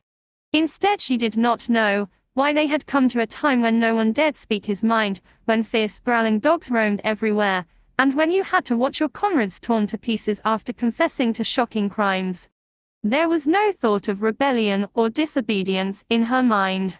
She knew that, even as things were, they were far better off than they had been in the days of Jones, and that before all else, it was needful to prevent the return of the human beings. Whatever happened, she would remain faithful, work hard, carry out the orders that were given to her, and accept the leadership of Napoleon. But still, it was not for this that she and all the other animals had hoped and toiled. It was not for this that they had built the windmill and faced the bullets of Jones's gun. Such were her thoughts, though she lacked the words to express them. At last, feeling this to be in some way a substitute for the words she was unable to find, she began to sing Beasts of England. The other animals sitting round her took it up, and they sang it 3 times over very tunefully, but slowly and mournfully, in a way they had never sung it before. They had just finished singing it for the 3rd time when Squealer, attended by 2 dogs, approached them with the air of having something important to say.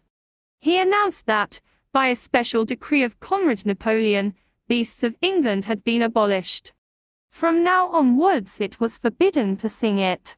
The animals were taken aback. "Why?" cried Muriel. "It's no longer needed, comrade," said Squealer stiffly. Beasts of England was the song of the rebellion. But the rebellion is now completed. The execution of the traitors this afternoon was the final act. The enemy, both external and internal, has been defeated. In Beasts of England we expressed our longing for a better society in days to come. But that society has now been established. Clearly this song has no longer any purpose.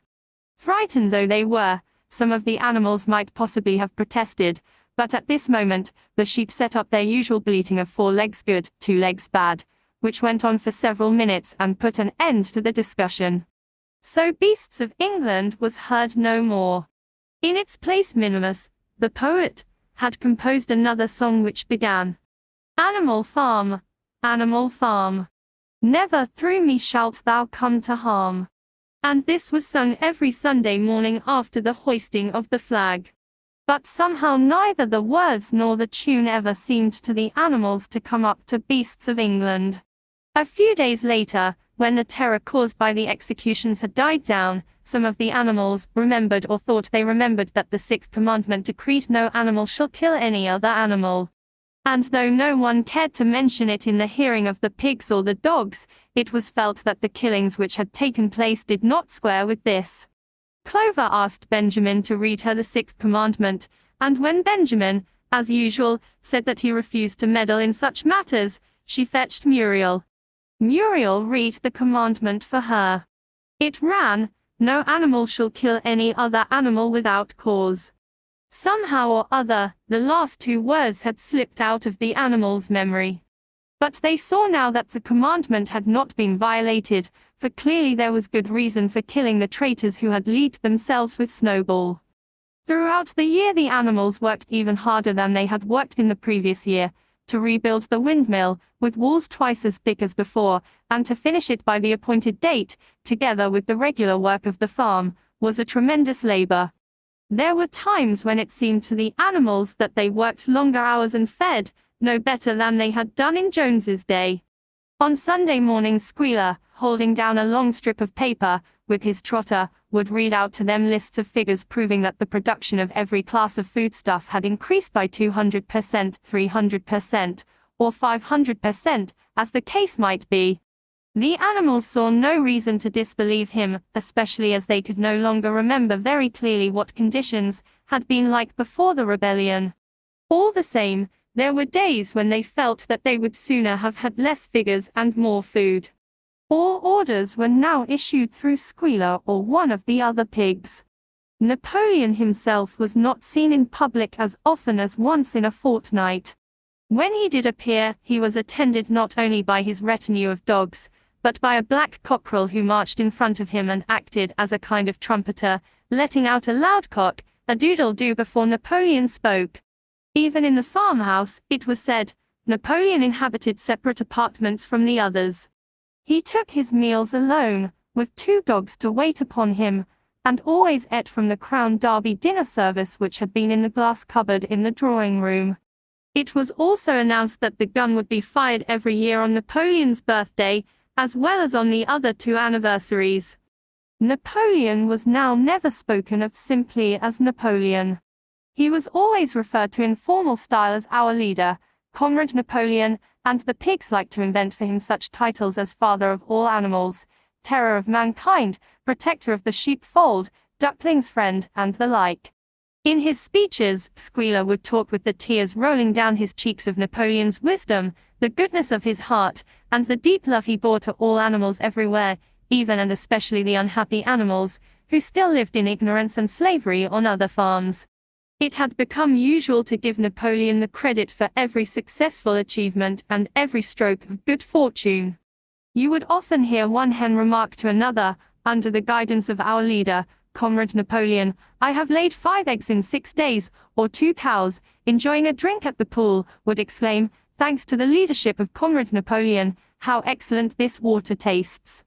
The general feeling on the farm was well expressed in a poem entitled Comrade Napoleon, which was composed by Minimus and which ran as follows. Friend of fatherless, fountain of happiness, lord of the swill bucket. Oh, how my soul is on fire when I gaze at thy calm and commanding eye, like the sun in the sky.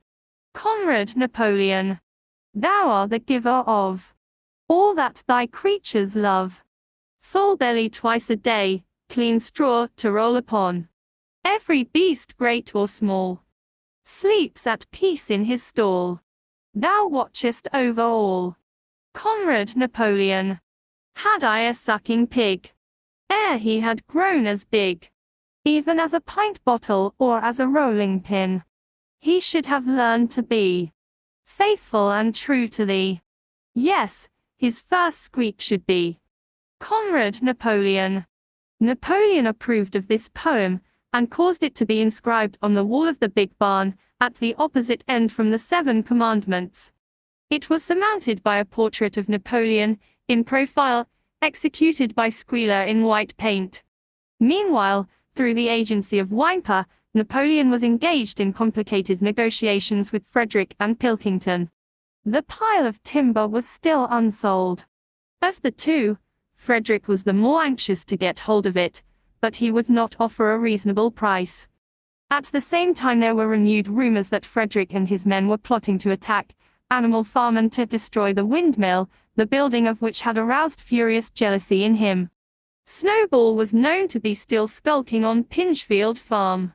In the middle of the summer, the animals were alarmed to hear that 3 hens had come forward, and confessed that, inspired by Snowball, they had entered into a plot to murder Napoleon. They were executed immediately, and fresh precautions for Napoleon's safety were taken. 4 dogs guarded his bed at night, 1 at each corner, and a young pig, named Pink Eye, was given the task of tasting all his food before he ate it, lest it should be poisoned. At about the same time, it was given out that Napoleon had arranged to sell the pile of timber to Mr. Pilkington. He was also going to enter into a regular agreement for the exchange of certain products between Animal Farm and Foxwood. The relations between Napoleon and Pilkington, though they were only conducted through Whymper, were now almost friendly. The animals distrusted Pilkington as a human being, but greatly preferred him to Frederick, whom they both feared and hated. As the summer wore on, and the windmill neared completion, the rumors of an impending treacherous attack grew, stronger and stronger.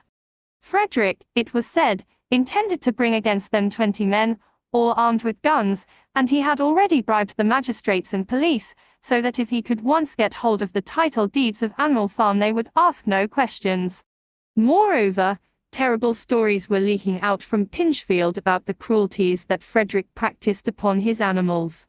He had flogged an old horse to death, he starved his cows, he had killed a dog by throwing it into the furnace, he amused himself in the evenings by making cocks fight with splinters of razor blade tied to their spurs.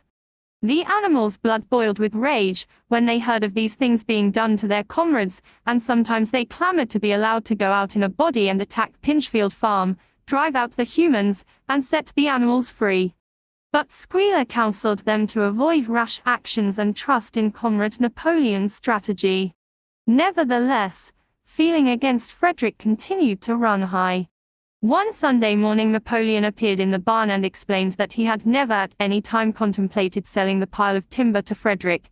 He considered it beneath his dignity, he said, to have dealings with scoundrels of that description.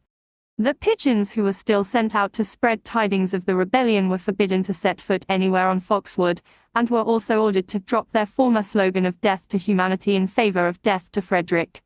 In the late summer, yet another of Snowball's machinations was laid bare. The wheat crop was full of weeds, and it was discovered that on one of his nocturnal visits Snowball had mixed wheat seeds with the seed corn. A gander who had been privy to the plot had confessed his guilt to Squealer and immediately committed suicide by swallowing deadly nightshade berries. The animals now also learned that Snowball had never, as many of them had believed hitherto, received the order of Animal Hero, First Class. This was merely a legend which had been spread some time after the Battle of the Cowshed by Snowball himself. So far from being decorated, he had been censured for showing cowardice in the battle. Once again some of the animals heard this with a certain bewilderment, but Squealer was soon able to convince them that their memories had been at fault. In the autumn, by a tremendous, exhausting effort, for the harvest had to be gathered at almost the same time, the windmill was finished. The machinery had still to be installed, and Whymper was negotiating the purchase of it, but the structure was completed. In the teeth of every difficulty, in spite of inexperience, of primitive implements, of bad luck and of Snowball's treachery, the work had been finished punctually to the very day. Tired out but proud, the animals walked round and round their masterpiece, which appeared even more beautiful in their eyes than when it had been built the first time. Moreover, the walls were twice as thick as before. Nothing short of explosives would lay them low this time. And when they thought of how they had labored, what discouragements they had overcome, and the enormous difference that would be made in their lives when the sails were turning and the dynamos running. When they thought of all this, their tiredness forsook them and they gamboled round and round the windmill, uttering cries of triumph. Napoleon himself, attended by his dogs and his cockerel, came down to inspect the completed work. He personally congratulated the animals on their achievement, and announced that the mill would be named Napoleon Mill. 2 days later the animals were called together for a special meeting in the barn. They were struck dumb with surprise when Napoleon announced that he had sold the pile of timber to Frederick. Tomorrow Frederick's wagons would arrive and begin carting it away. Throughout the whole period of his seeming friendship with Pilkington, Napoleon had really been in secret agreement with Frederick. All relations with Foxwood had been broken off, insulting messages had been sent to Pilkington. The pigeons had been told to avoid Pinchfield Farm and to alter their slogan from "Death to Frederick" to "Death to Pilkington." At the same time Napoleon assured the animals that the stories of an impending attack on Animal Farm were completely untrue, and that the tales about Frederick's cruelty to his own animals had been greatly exaggerated. All these rumors had probably originated with Snowball and his agents. It now appeared that Snowball was not, after all, hiding on Pinchfield Farm, and in fact had never been there in his life. He was living in considerable luxury, so it was said at Foxwood, and had in reality been a pensioner of Pilkington for years past. The pigs were in ecstasies over Napoleon's cunning. By seeming to be friendly with Pilkington he had forced Frederick to raise his price by £12. But the superior quality of Napoleon's mind, said Squealer, was shown in the fact that he trusted nobody, not even Frederick. Frederick had wanted to pay for the timber with something called a check, which, it seemed, was a piece of paper with a promise to pay written upon it. But Napoleon was too clever for him. He had demanded payment in real £5 notes, which were to be handed over before the timber was removed. Already Frederick had paid up, and the sum he had paid was just enough to buy the machinery for the windmill. Meanwhile the timber was being carted away at high speed. When it was all gone, another special meeting was held in the barn for the animals to inspect Frederick's bank notes. Smiling beatifically, and wearing both his decorations, Napoleon reposed on a bed of straw on the platform, with the money at his side, neatly piled on a china dish from the farmhouse kitchen. The animals filed slowly past, and each gazed his fill. And Boxer put out his nose to sniff at the banknotes, and the flimsy white things stirred and rustled in his breath. 3 days later there was a terrible hullabaloo. Whymper, his face deadly pale, came racing up the path on his bicycle, flung it down in the yard and rushed straight into the farmhouse. The next moment a choking roar of rage sounded from Napoleon's apartments. The news of what had happened sped round the farm like wildfire. The banknotes were forgeries. Frederick had got the timber for nothing. Napoleon called the animals together immediately, and in a terrible voice pronounced the death sentence upon Frederick. When captured, he said, Frederick should be boiled alive. At the same time, he warned them that after this treacherous deed the worst was to be expected. Frederick and his men might make their long-expected attack at any moment. Sentinels were placed at all the approaches to the farm. In addition, 4 pigeons were sent to Foxwood with a conciliatory message, which it was hoped might re-establish good relations with Pilkington. The very next morning the attack came. The animals were at breakfast when the look-outs came racing in with the news that Frederick and his followers had already come through the 5-barred gate. Boldly enough the animals sallied forth to meet them, but this time they did not have the easy victory that they had had in the Battle of the Cowshed. There were 15 men, with half a dozen guns between them, and they opened fire as soon as they got within 50 yards. The animals could not face the terrible explosions and the stinging pellets, and in spite of the efforts of Napoleon and Boxer to rally them, they were soon driven back. A number of them were already wounded. They took refuge in the farm buildings and peeped cautiously out from chinks and knotholes. The whole of the big pasture, including the windmill, was in the hands of the enemy. For the moment even Napoleon seemed at a loss. He paced up and down without a word, his tail rigid and twitching. Wistful glances were sent in the direction of Foxwood. If Pilkington and his men would help them, the day might yet be won. But at this moment the 4 pigeons, who had been sent out on the day before, returned, one of them bearing a scrap of paper, from Pilkington. On it was penciled the words, "Serves you right." Meanwhile Frederick and his men had halted about the windmill. The animals watched them, and a murmur of dismay went round. 2 of the men had produced a crowbar and a sledgehammer. They were going to knock the windmill down. "Impossible!" cried Napoleon. "We have built the walls far too thick for that. They could not knock it down in a week. Courage, comrades!" But Benjamin was watching the movements of the men intently. The 2 with the hammer and the crowbar were drilling a hole near the base of the windmill. Slowly, and with an air almost of amusement, Benjamin nodded his long muzzle. "I thought so," he said. "Do you not see what they are doing? In another moment they are going to pack blasting powder into that hole." Terrified, the animals waited. It was impossible now to venture out of the shelter of the buildings. After a few minutes the men were seen to be running in all directions. Then there was a deafening roar. The pigeons swelled into the air, and all the animals, except Napoleon, flung themselves flat on their bellies, and hid their faces. When they got up again, a huge cloud of black smoke was hanging where the windmill had been. Slowly the breeze drifted it away. The windmill had ceased to exist. At this sight the animals' courage returned to them. The fear and despair they had felt a moment earlier were drowned in their rage against this vile, contemptible act. A mighty cry for vengeance went up, and without waiting for further orders, they charged forth in a body and made straight for the enemy. This time they did not heed the cruel pellets that swept over them like hail. It was a savage, bitter battle.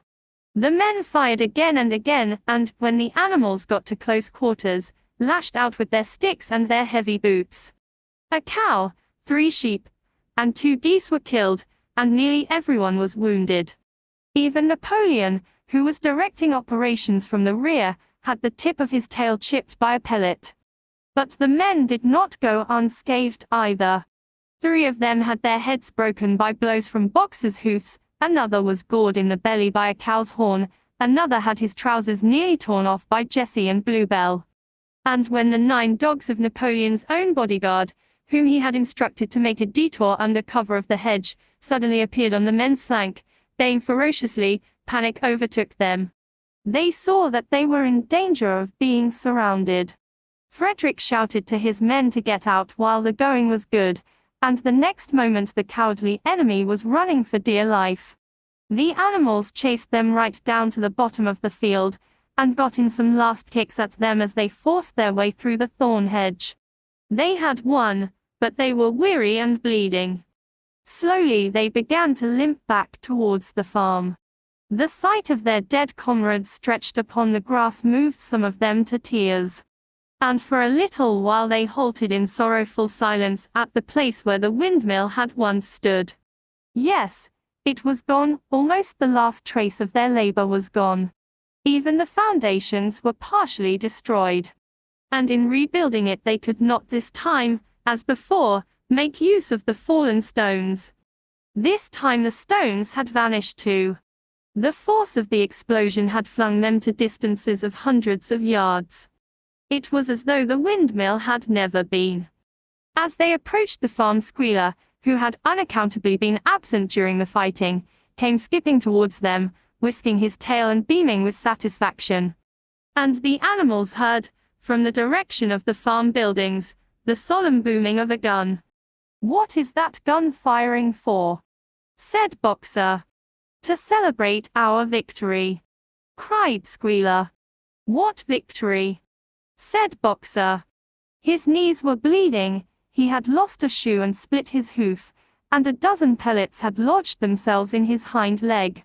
"What victory, comrade?" Have we not driven the enemy off our soil, the sacred soil of Animal Farm? But they have destroyed the windmill. And we had worked on it for 2 years. What matter? We will build another windmill. We will build 6 windmills if we feel like it. You do not appreciate, comrade, the mighty thing that we have done. The enemy was in occupation of this very ground that we stand upon. And now, thanks to the leadership of Comrade Napoleon, we have won every inch of it back again. Then we have won back what we had before, said Boxer. That is our victory, said Squealer. They limped into the yard. The pellets under the skin of Boxer's leg smarted painfully. He saw ahead of him the heavy labor of rebuilding the windmill from the foundations, and already in imagination he braced himself for the task. But for the first time it occurred to him that he was 11 years old and that perhaps his great muscles were not quite what they had once been. But when the animals saw the green flag flying, and heard the gun firing again 7 times it was fired in all, and heard the speech that Napoleon made, congratulating them on their conduct, it did seem to them, after all, that they had won a great victory. The animals slain in the battle were given a solemn funeral. Boxer and Clover pulled the wagon which served as a hearse, and Napoleon himself walked at the head of the procession. 2 whole days were given over to celebrations. There were songs, speeches, and more firing of the gun, and a special gift of an apple was bestowed on every animal, with 2 ounces of corn for each bird and 3 biscuits for each dog. It was announced that the battle would be called the Battle of the Windmill, and that Napoleon had created a new decoration, the Order of the Green Banner, which he had conferred upon himself. In the general rejoicings the unfortunate affair of the banknotes was forgotten. It was a few days later than this that the pigs came upon a case of whiskey in the cellars of the farmhouse. It had been overlooked at the time when the house was first occupied. That night there came from the farmhouse the sound of loud singing, in which, to everyone's surprise, the strains of Beasts of England were mixed up. At about 9:30 Napoleon, wearing an old bowler hat of Mr. Jones's, was distinctly seen to emerge from the back door, gallop rapidly round the yard, and disappear indoors again. But in the morning a deep silence hung over the farmhouse. Not a pig appeared to be stirring. It was nearly 9 o'clock when Squealer made his appearance, walking slowly and dejectedly, his eyes dull, his tail hanging limply behind him, and with every appearance of being seriously ill. He called the animals together and told them that he had a terrible piece of news to impart. Comrade Napoleon was dying. A cry of lamentation went up. Straw was laid down outside the doors of the farmhouse, and the animals walked on tiptoe. With tears in their eyes, they asked one another what they should do if their leader were taken away from them. A rumor went round that Snowball had after all contrived to introduce poison into Napoleon's food. At 11 o'clock Squealer came out to make another announcement. As his last act upon earth, Comrade Napoleon had pronounced a solemn decree: the drinking of alcohol was to be punished by death. By the evening, however, Napoleon appeared to be somewhat better, and the following morning Squealer was able to tell them that he was well on the way to recovery. By the evening of that day Napoleon was back at work, and on the next day, it was learned that he had instructed Whymper to purchase in Willingdon some booklets on brewing and distilling. A week later Napoleon gave orders that the small paddock beyond the orchard, which it had previously been intended to set aside as a grazing ground for animals who were past work, was to be ploughed up. It was given out that the pasture was exhausted and needed reseeding, but it soon became known that Napoleon intended to sow it with barley. About this time there occurred a strange incident which hardly anyone was able to understand. One night at about 12 o'clock, there was a loud crash in the yard, and the animals rushed out of their stalls. It was a moonlit night. At the foot of the end wall of the big barn, where the 7 commandments were written, there lay a ladder broken in 2 pieces. Squealer, temporarily stunned, was sprawling beside it, and near at hand there lay a lantern, a paintbrush, and an overturned pot of white paint. The dogs immediately made a ring round Squealer and escorted him back to the farmhouse as soon as he was able to walk. None of the animals could form any idea as to what this meant except old Benjamin, who nodded his muzzle with a knowing air, and seemed to understand, but would say nothing. But a few days later Muriel, reading over the 7 commandments to herself, noticed that there was yet another of them which the animals had remembered wrong. They had thought the 5th commandment was no animal shall drink alcohol, but there were 2 words that they had forgotten. Actually the commandment read, no animal shall drink alcohol to excess. Boxer's split hoof was a long time in healing. They had started the rebuilding of the windmill the day after the victory celebrations were ended. Boxer refused to take even a day off work, and made it a point of honor not to let it be seen that he was in pain. In the evenings he would admit privately to Clover that the hoof troubled him a great deal. Clover treated the hoof with poultices of herbs which she prepared by chewing them, and both she and Benjamin urged Boxer to work less hard. A horse's lungs do not last forever, she said to him. But Boxer would not listen. He had, he said, only one real ambition, left to see the windmill well underway before he reached the age for retirement. At the beginning, when the laws of Animal Farm were first formulated, the retiring age had been fixed for horses and pigs at 12, for cows at 14, for dogs at 9, for sheep at 7, and for hens and geese at 5. Liberal old age pensions had been agreed upon. As yet no animal had actually retired on pension, but of late the subject had been discussed more and more. Now that the small field beyond the orchard had been set aside for barley, it was rumored that a corner of the large pasture was to be fenced off and turned into a grazing ground for superannuated animals. For a horse, it was said, the pension would be £5 of corn a day and, in winter, £15 of hay, with a carrot or possibly an apple on public holidays. Boxer's 12th birthday was due in the late summer of the following year. Meanwhile life was hard. The winter was as cold as the last one had been, and food was even shorter. Once again all rations were reduced, except those of the pigs and the dogs.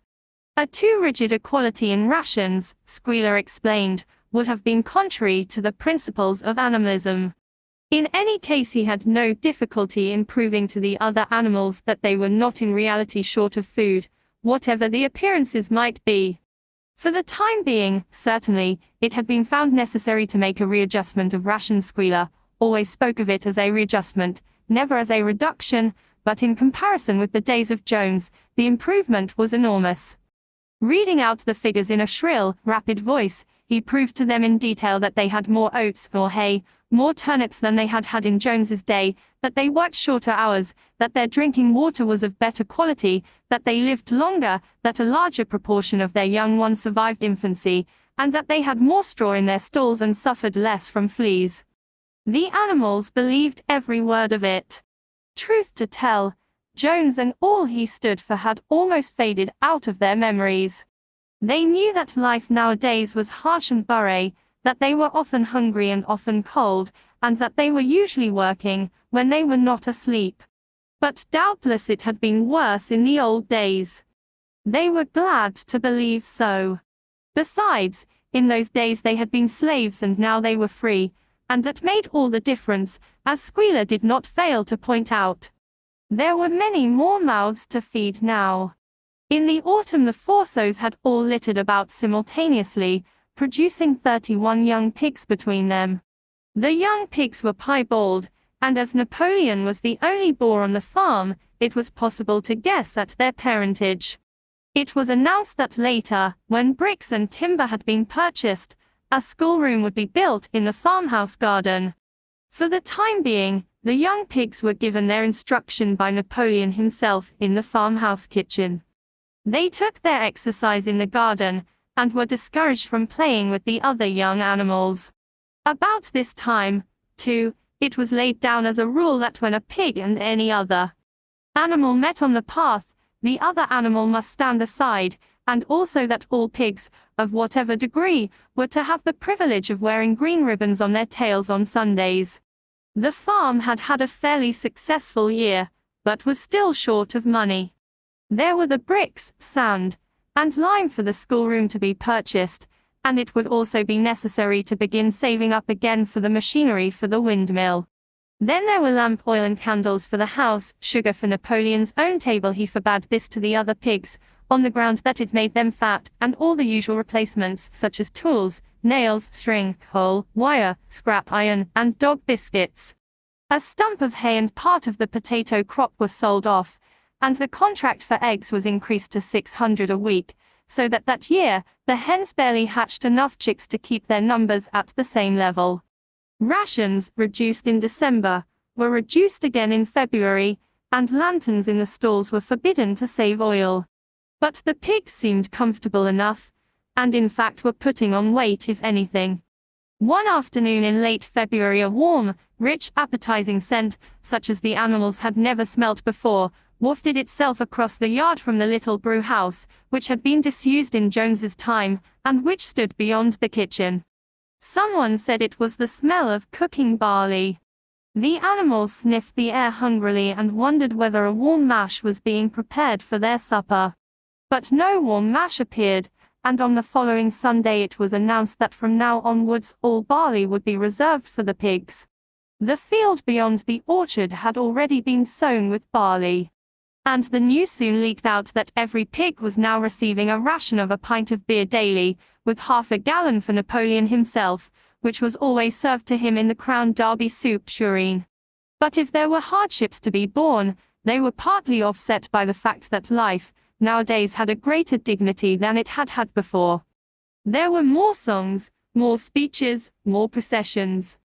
Napoleon had commanded that once a week there should be held something called a spontaneous demonstration, the object of which was to celebrate the struggles and triumphs of Animal Farm.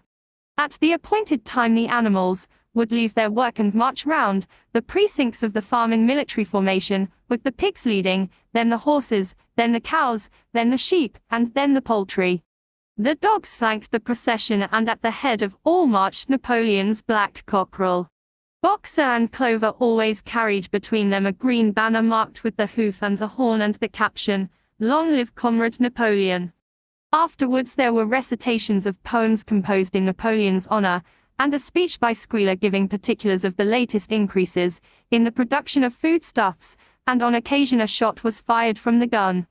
The sheep were the greatest devotees of the spontaneous demonstration, and if anyone complained, as a few animals sometimes did, when no pigs or dogs were near, that they wasted time and meant a lot of standing about in the cold, the sheep were sure to silence him with a tremendous bleating of 4 legs good, 2 legs bad. But by and large the animals enjoyed these celebrations. They found it comforting to be reminded that, after all, they were truly their own masters and that the work they did was for their own benefit. So that, what with the songs, the processions, Squealer's lists of figures, the thunder of the gun, the crowing of the cockerel, and the fluttering of the flag, they were able to forget that their bellies were empty, at least part of the time. In April, Animal Farm was proclaimed a republic, and it became necessary to elect a president. There was only one candidate, Napoleon, who was elected unanimously. On the same day, it was given out that fresh documents had been discovered which revealed further details about Snowball's complicity with Jones. It now appeared that Snowball had not, as the animals had previously imagined, merely attempted to lose the battle of the cowshed by means of a stratagem, but had been openly fighting on Jones's side. In fact, it was he who had actually been the leader of the human forces, and had charged into battle with the words "Long live humanity" on his lips. The wounds on Snowball's back, which a few of the animals still remembered to have seen, had been inflicted by Napoleon's teeth. In the middle of the summer Moses the raven suddenly reappeared on the farm, after an absence of several years. He was quite unchanged, still did no work, and talked in the same strain as ever about Sugar Candy Mountain. He would perch on a stump, flap his black wings, and talk by the hour to anyone who would listen. "Up there, comrades," he would say solemnly, pointing to the sky with his large beak. "Up there, just on the other side of that dark cloud that you can see, there it lies, Sugar Candy Mountain, that happy country where we poor animals shall rest forever from our labors." He even claimed to have been there on one of his higher flights, and to have seen the everlasting fields of clover and the linseed cake and lump sugar growing on the hedges. Many of the animals believed him. Their lives now, they reasoned, were hungry and laborious. Was it not right and just that a better world should exist somewhere else? A thing that was difficult to determine was the attitude of the pigs towards Moses. They all declared contemptuously that his stories about Sugar Candy Mountain were lies, and yet they allowed him to remain on the farm, not working, with an allowance of a gill of beer a day. After his hoof had healed up, Boxer worked harder than ever. Indeed, all the animals worked like slaves that year. Apart from the regular work of the farm, and the rebuilding of the windmill, there was the schoolhouse for the young pigs, which was started in March. Sometimes the long hours on insufficient food were hard to bear, but Boxer never faltered. In nothing that he said or did, was there any sign that his strength was not what it had been. It was only his appearance that was a little altered. His hide was less shiny than it had used to be, and his great haunches seemed to have shrunken. The others said, "Boxer will pick up when the spring grass comes on," but the spring came and Boxer grew no fatter. Sometimes on the slope leading to the top of the quarry, when he braced his muscles against the weight of some vast boulder, it seemed that nothing kept him on his feet except the will to continue. At such times his lips were seen to form the words, "I will work harder." He had no voice left. Once again Clover and Benjamin warned him to take care of his health, but Boxer paid no attention. His 12th birthday was approaching. He did not care what happened so long as a good store of stone was accumulated before he went on pension. Late one evening in the summer, a sudden rumor ran round the farm that something had happened to Boxer. He had gone out alone to drag a load of stone down to the windmill. And sure enough, the rumor was true. A few minutes later 2 pigeons came racing in with the news, "Boxer has fallen. He is lying on his side and can't get up." About half the animals on the farm rushed out to the knoll where the windmill stood. There lay Boxer, between the shafts of the cart, his neck stretched out, unable even to raise his head. His eyes were glazed, his sides matted with sweat. A thin stream of blood had trickled out of his mouth. Clover dropped to her knees at his side. "Boxer!" she cried, "how are you?" "It is my lung," said Boxer in a weak voice. "It does not matter. I think you will be able to finish the windmill without me. There is a pretty good store of stone accumulated. I had only another month to go in any case. To tell you the truth, I had been looking forward to my retirement. And perhaps, as Benjamin is growing old too, they will let him retire at the same time and be a companion to me." "We must get help at once," said Clover. "Run, somebody, and tell Squealer what has happened." All the other animals immediately raced back to the farmhouse to give Squealer the news. Only Clover remained, and Benjamin, who lay down at Boxer's side, and, without speaking, kept the flies off him with his long tail. After about a quarter of an hour Squealer appeared, full of sympathy and concern. He said that Comrade Napoleon had learned with the very deepest distress of this misfortune to one of the most loyal workers on the farm, and was already making arrangements to send Boxer to be treated in the hospital at Willingdon.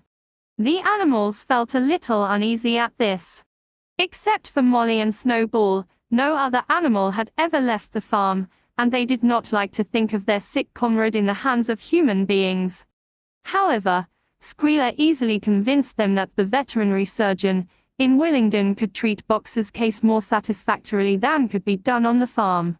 And about half an hour later, when Boxer had somewhat recovered, he was with difficulty got onto his feet, and managed to limp back to his stall, where Clover and Benjamin had prepared a good bed of straw for him. For the next 2 days Boxer remained in his stall.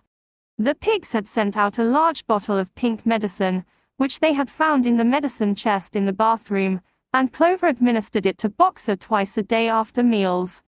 In the evenings she lay in his stall and talked to him, while Benjamin kept the flies off him. Boxer professed not to be sorry for what had happened. If he made a good recovery, he might expect to live another 3 years, and he looked forward to the peaceful days that he would spend in the corner of the big pasture. It would be the first time that he had had leisure to study and improve his mind. He intended, he said, to devote the rest of his life to learning the remaining 22 letters of the alphabet. However, Benjamin and Clover could only be with Boxer after working hours, and it was in the middle of the day when the van came to take him away.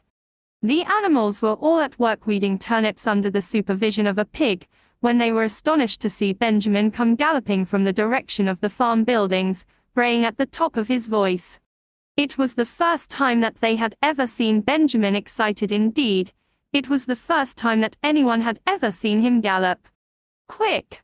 Quick!" he shouted. "Come at once! They're taking Boxer away." Without waiting for orders from the pig, the animals broke off work and raced back to the farm buildings. Sure enough, there in the yard was a large closed van, drawn by 2 horses, with lettering on its side and a sly-looking man in a low-crowned bowler hat sitting on the driver's seat. And Boxer's stall was empty. The animals crowded round the van. "Goodbye, Boxer," they chorused. "Goodbye." "Fools! Fools!" shouted Benjamin, prancing round them and stamping the earth with his small hoofs. "Fools!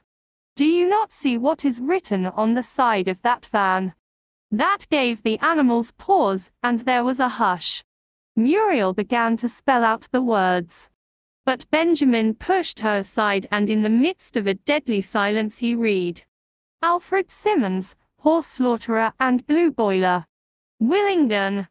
Dealer in hides and bone meal. Kennels supplied." Do you not understand what that means? They are taking Boxer to the knackers. A cry of horror burst from all the animals. At this moment the man on the box whipped up his horses and the van moved out of the yard at a smart trot. All the animals followed, crying out at the tops of their voices. Clover forced her way to the front. The van began to gather speed. Clover tried to stir her stout limbs to a gallop, and achieved a canter. "Boxer!" she cried. "Boxer! Boxer! Boxer!" And just at this moment, as though he had heard the uproar outside, Boxer's face, with the white stripe down his nose, appeared at the small window at the back of the van. "Boxer!" cried Clover in a terrible voice. "Boxer! Get out! Get out quickly! They're taking you to your death." All the animals took up the cry of "Get out! Boxer, get out!" But the van was already gathering speed and drawing away from them. It was uncertain whether Boxer had understood what Clover had said. But a moment later his face disappeared from the window and there was the sound of a tremendous drumming of hoofs inside the van. He was trying to kick his way out. The time had been when a few kicks from Boxer's hoofs would have smashed the van to matchwood. But alas! His strength had left him, and in a few moments the sound of drumming hoofs grew fainter and died away. In desperation the animals began appealing to the 2 horses which drew the van to stop. "Comrades, comrades!" they shouted. "Don't take your own brother to his death." But the stupid brutes, too ignorant to realize what was happening, merely set back their ears and quickened their pace. Boxer's face did not reappear at the window. Too late, someone thought of racing ahead and shutting the 5-barred gate, but in another moment the van was through it and rapidly disappearing down the road. Boxer was never seen again. 3 days later it was announced that he had died in the hospital at Willingdon, in spite of receiving every attention a horse could have. Squealer came to announce the news to the others. He had, he said, been present during Boxer's last hours. "It was the most affecting sight I have ever seen," said Squealer, lifting his trotter and wiping away a tear. "I was at his bedside at the very last. And at the end, almost too weak to speak, he whispered in my ear that his sole sorrow was to have passed on before the windmill was finished. 'Forward, comrades,' he whispered. Forward in the name of the rebellion. Long live Animal Farm. Long live Comrade Napoleon. Napoleon is always right. Those were his very last words, comrades. Here Squealer's demeanor suddenly changed.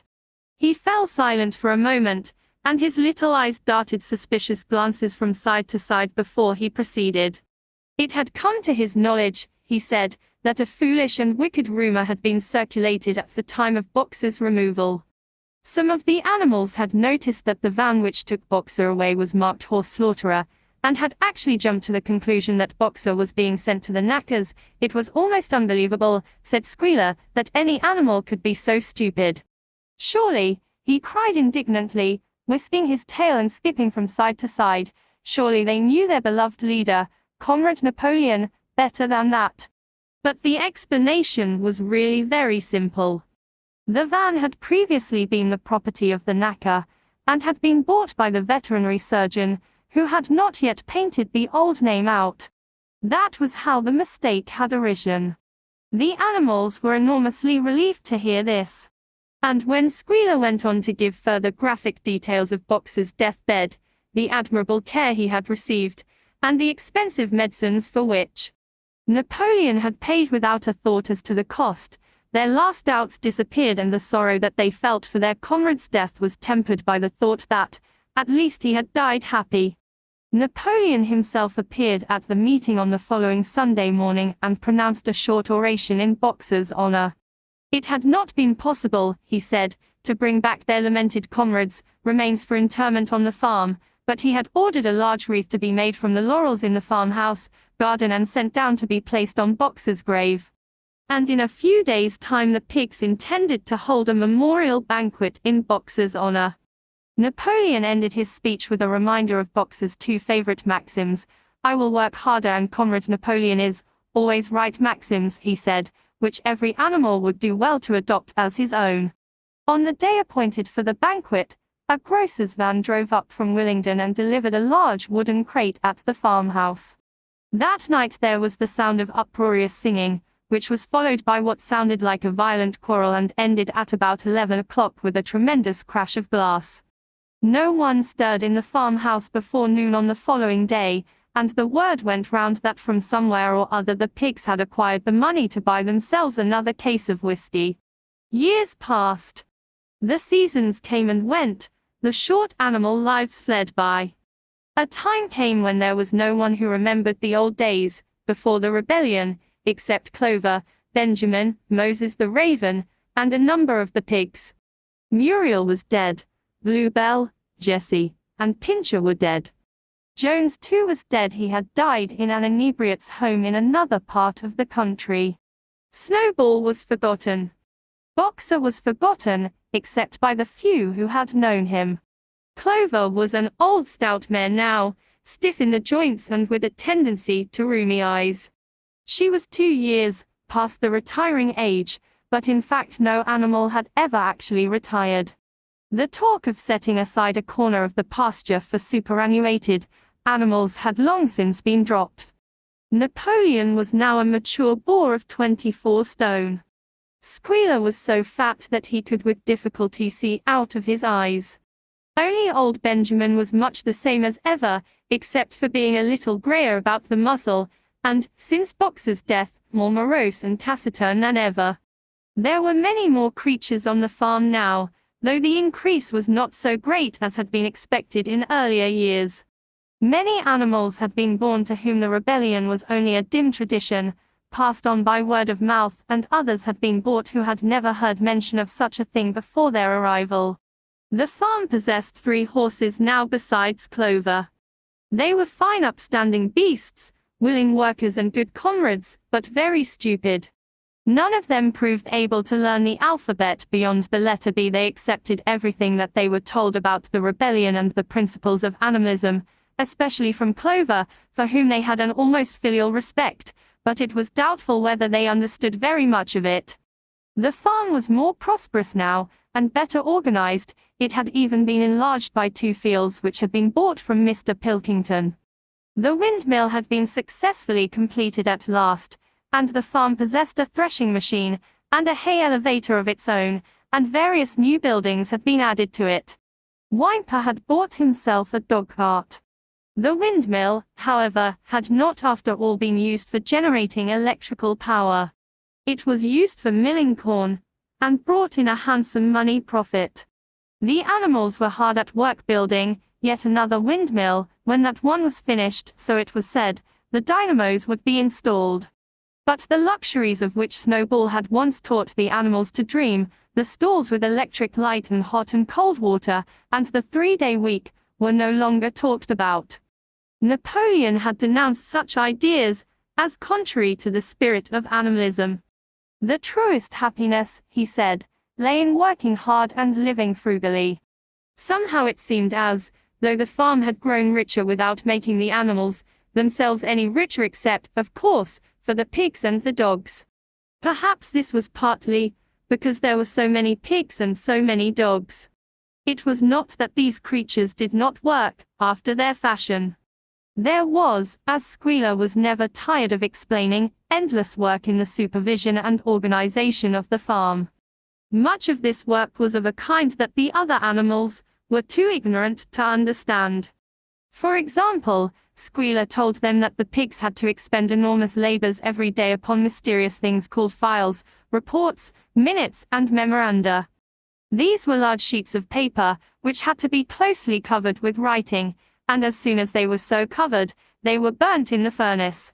This was of the highest importance for the welfare of the farm, Squealer said. But still, neither pigs nor dogs produced any food by their own labor, and there were very many of them, and their appetites were always good. As for the others, their life, so far as they knew, was as it had always been.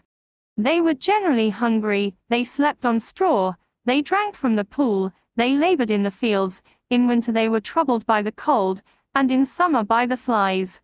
Sometimes the older ones among them racked their dim memories and tried to determine whether in the early days of the rebellion, when Jones's expulsion was still recent, things had been better or worse than now.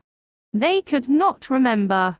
There was nothing with which they could compare their present lives. They had nothing to go upon, except Squealer's lists of figures, which invariably demonstrated that everything was getting better and better. The animals found the problem insoluble, in any case. They had little time for speculating on such things now. Only old Benjamin professed to remember every detail of his long life and to know that things never had been, nor ever could be much better, or much worse, hunger, hardship, and disappointment being, so he said, the unalterable law of life. And yet the animals never gave up hope. More, they never lost, even for an instant, their sense of honor and privilege in being members of Animal Farm. They were still the only farm in the whole county in all England owned and operated by animals. Not one of them, not even the youngest, not even the newcomers who had been brought from farms 10 or 20 miles away, ever ceased to marvel at that. And when they heard the gun booming and saw the green flag fluttering at the masthead, their hearts swelled with imperishable pride, and the talk turned always towards the old heroic days, the expulsion of Jones, the writing of the 7 Commandments, the great battles in which the human invaders had been defeated. None of the old dreams had been abandoned. The Republic of the Animals, which Major had foretold, when the green fields of England should be untrodden by human feet, was still believed in. Some day it was coming, it might not be soon, it might not be within the lifetime of any animal now living, but still it was coming. Even the tune of Beasts of England was perhaps hummed secretly here and there. At any rate, it was a fact that every animal on the farm knew it, though no one would have dared to sing it aloud. It might be that their lives were hard and that not all of their hopes had been fulfilled, but they were conscious that they were not as other animals. If they went hungry, it was not from feeding tyrannical human beings. If they worked hard, at least they worked for themselves. No creature among them went upon 2 legs. No creature called any other creature master. All animals were equal. One day in early summer Squealer ordered the sheep to follow him, and led them out to a piece of waste ground at the other end of the farm, which had become overgrown with birch saplings. The sheep spent the whole day, there browsing at the leaves under Squealer's supervision. In the evening he returned to the farmhouse himself, but, as it was warm weather, told the sheep to stay where they were. It ended by their remaining there for a whole week, during which time the other animals saw nothing of them. Squealer was with them for the greater part of every day. He was, he said, teaching them to sing a new song, for which privacy was needed. It was just after the sheep had returned, on a pleasant evening, when the animals had finished work and were making their way back to the farm buildings, that the terrified neighing of a horse sounded from the yard. Startled, the animals stopped in their tracks. It was Clover's voice. She neighed again, and all the animals broke into a gallop, and rushed into the yard. Then they saw what Clover had seen. It was a pig walking on his hind legs. Yes, it was Squealer. A little awkwardly. As though not quite used to supporting his considerable bulk in that position, but with perfect balance, he was strolling across the yard. And a moment later, out from the door of the farmhouse came a long file of pigs, all walking on their hind legs. Some did it better than others, one or two were even a trifle unsteady, and looked as though they would have liked the support of a stick, but every one of them made his way right round the yard successfully. And finally there was a tremendous baying of dogs, and a shrill crowing from the black cockerel, and out came Napoleon himself, majestically upright, casting haughty glances from side to side, and with his dogs gambolling round him. He carried a whip in his trotter. There was a deadly silence. Amazed, terrified, huddling together, the animals watched the long line of pigs march slowly round the yard. It was as though the world had turned upside down. Then there came a moment, when the first shock had worn off and when, in spite of everything, in spite of their terror of the dogs, and of the habit developed through long years of never complaining, never criticizing, no matter what happened they might have uttered some word of protest. But just at that moment, as though at a signal, all the sheep burst out into a tremendous bleating of minus. 4 legs good, 2 legs better. 4 legs good, 2 legs better. 4 legs good, 2 legs better. It went on for 5 minutes without stopping.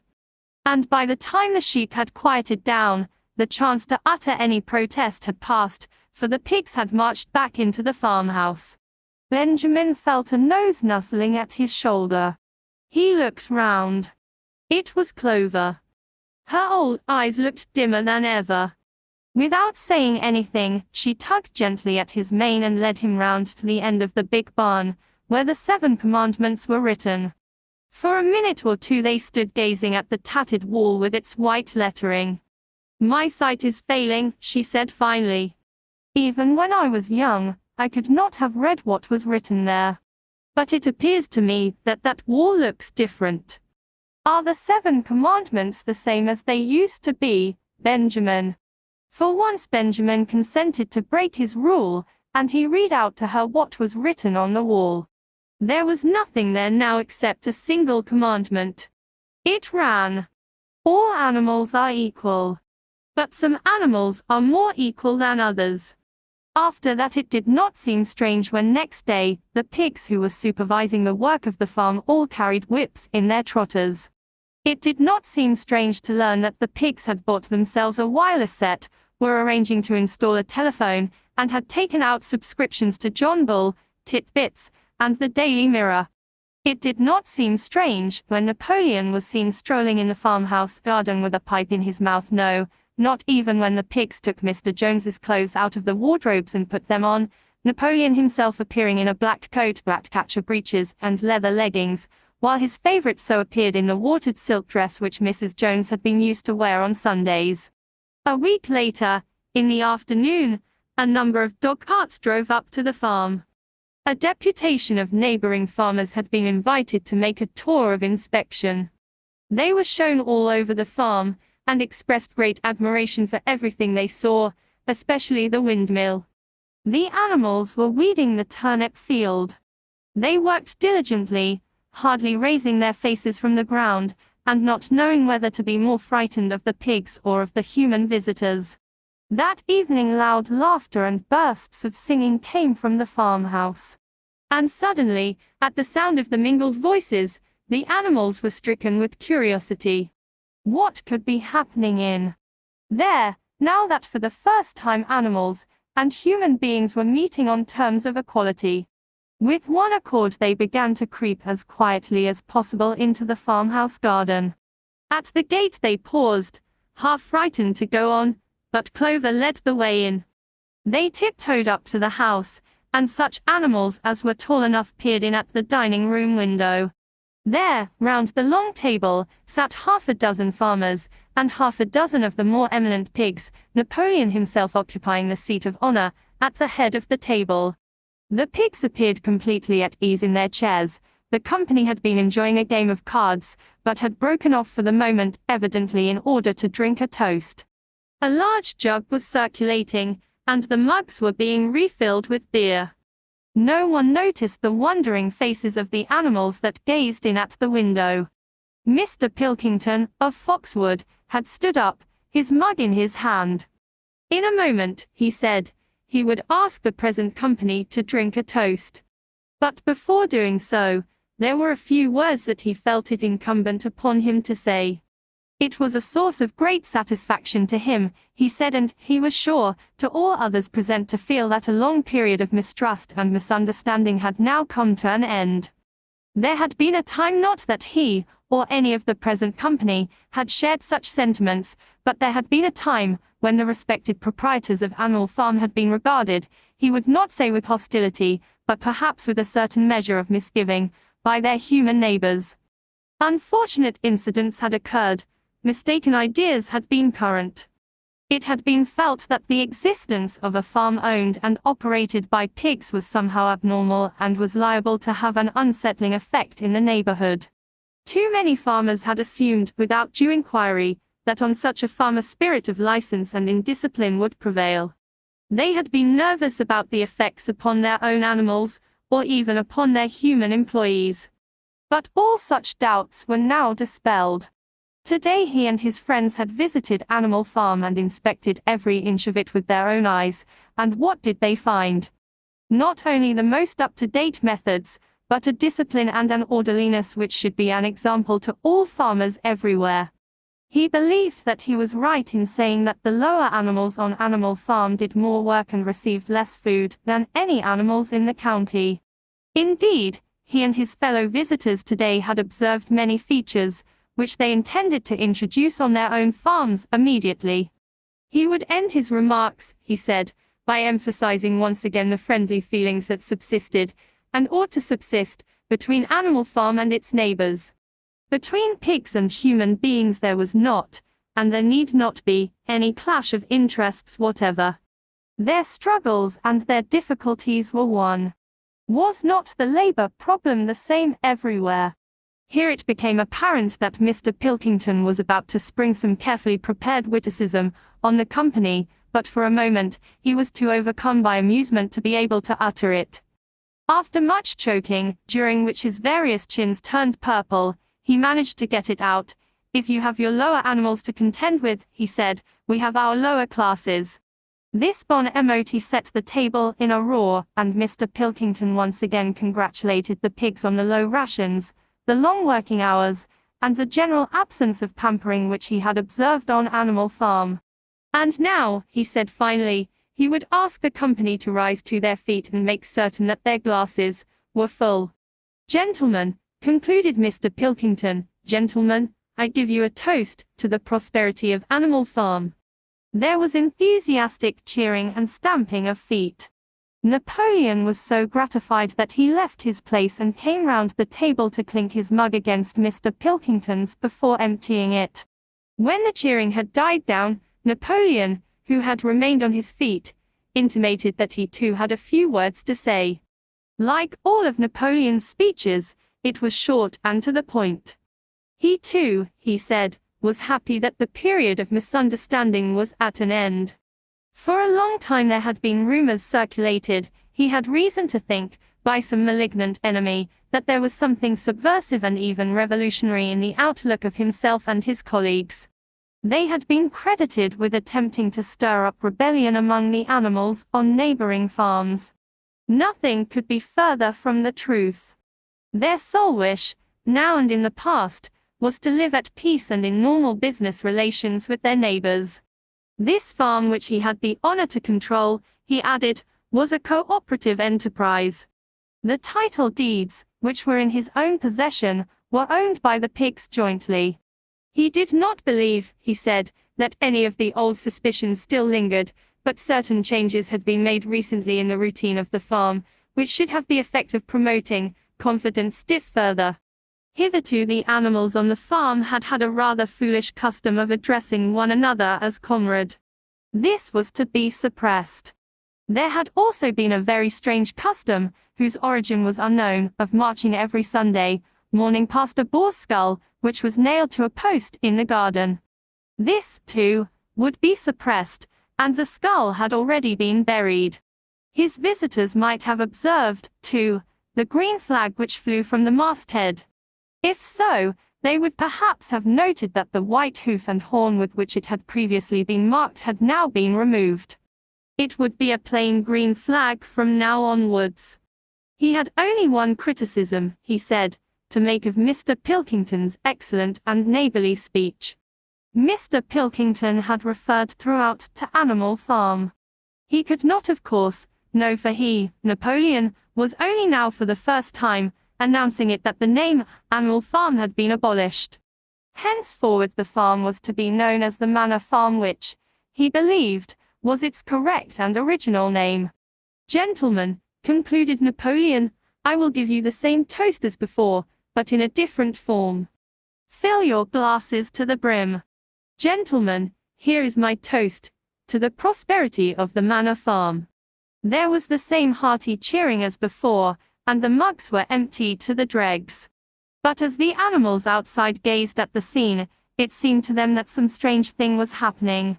What was it that had altered in the faces of the pigs? Clover's old dim eyes flitted from one face to another. Some of them had 5 chins, some had 4, some had 3. But what was it that seemed to be melting and changing?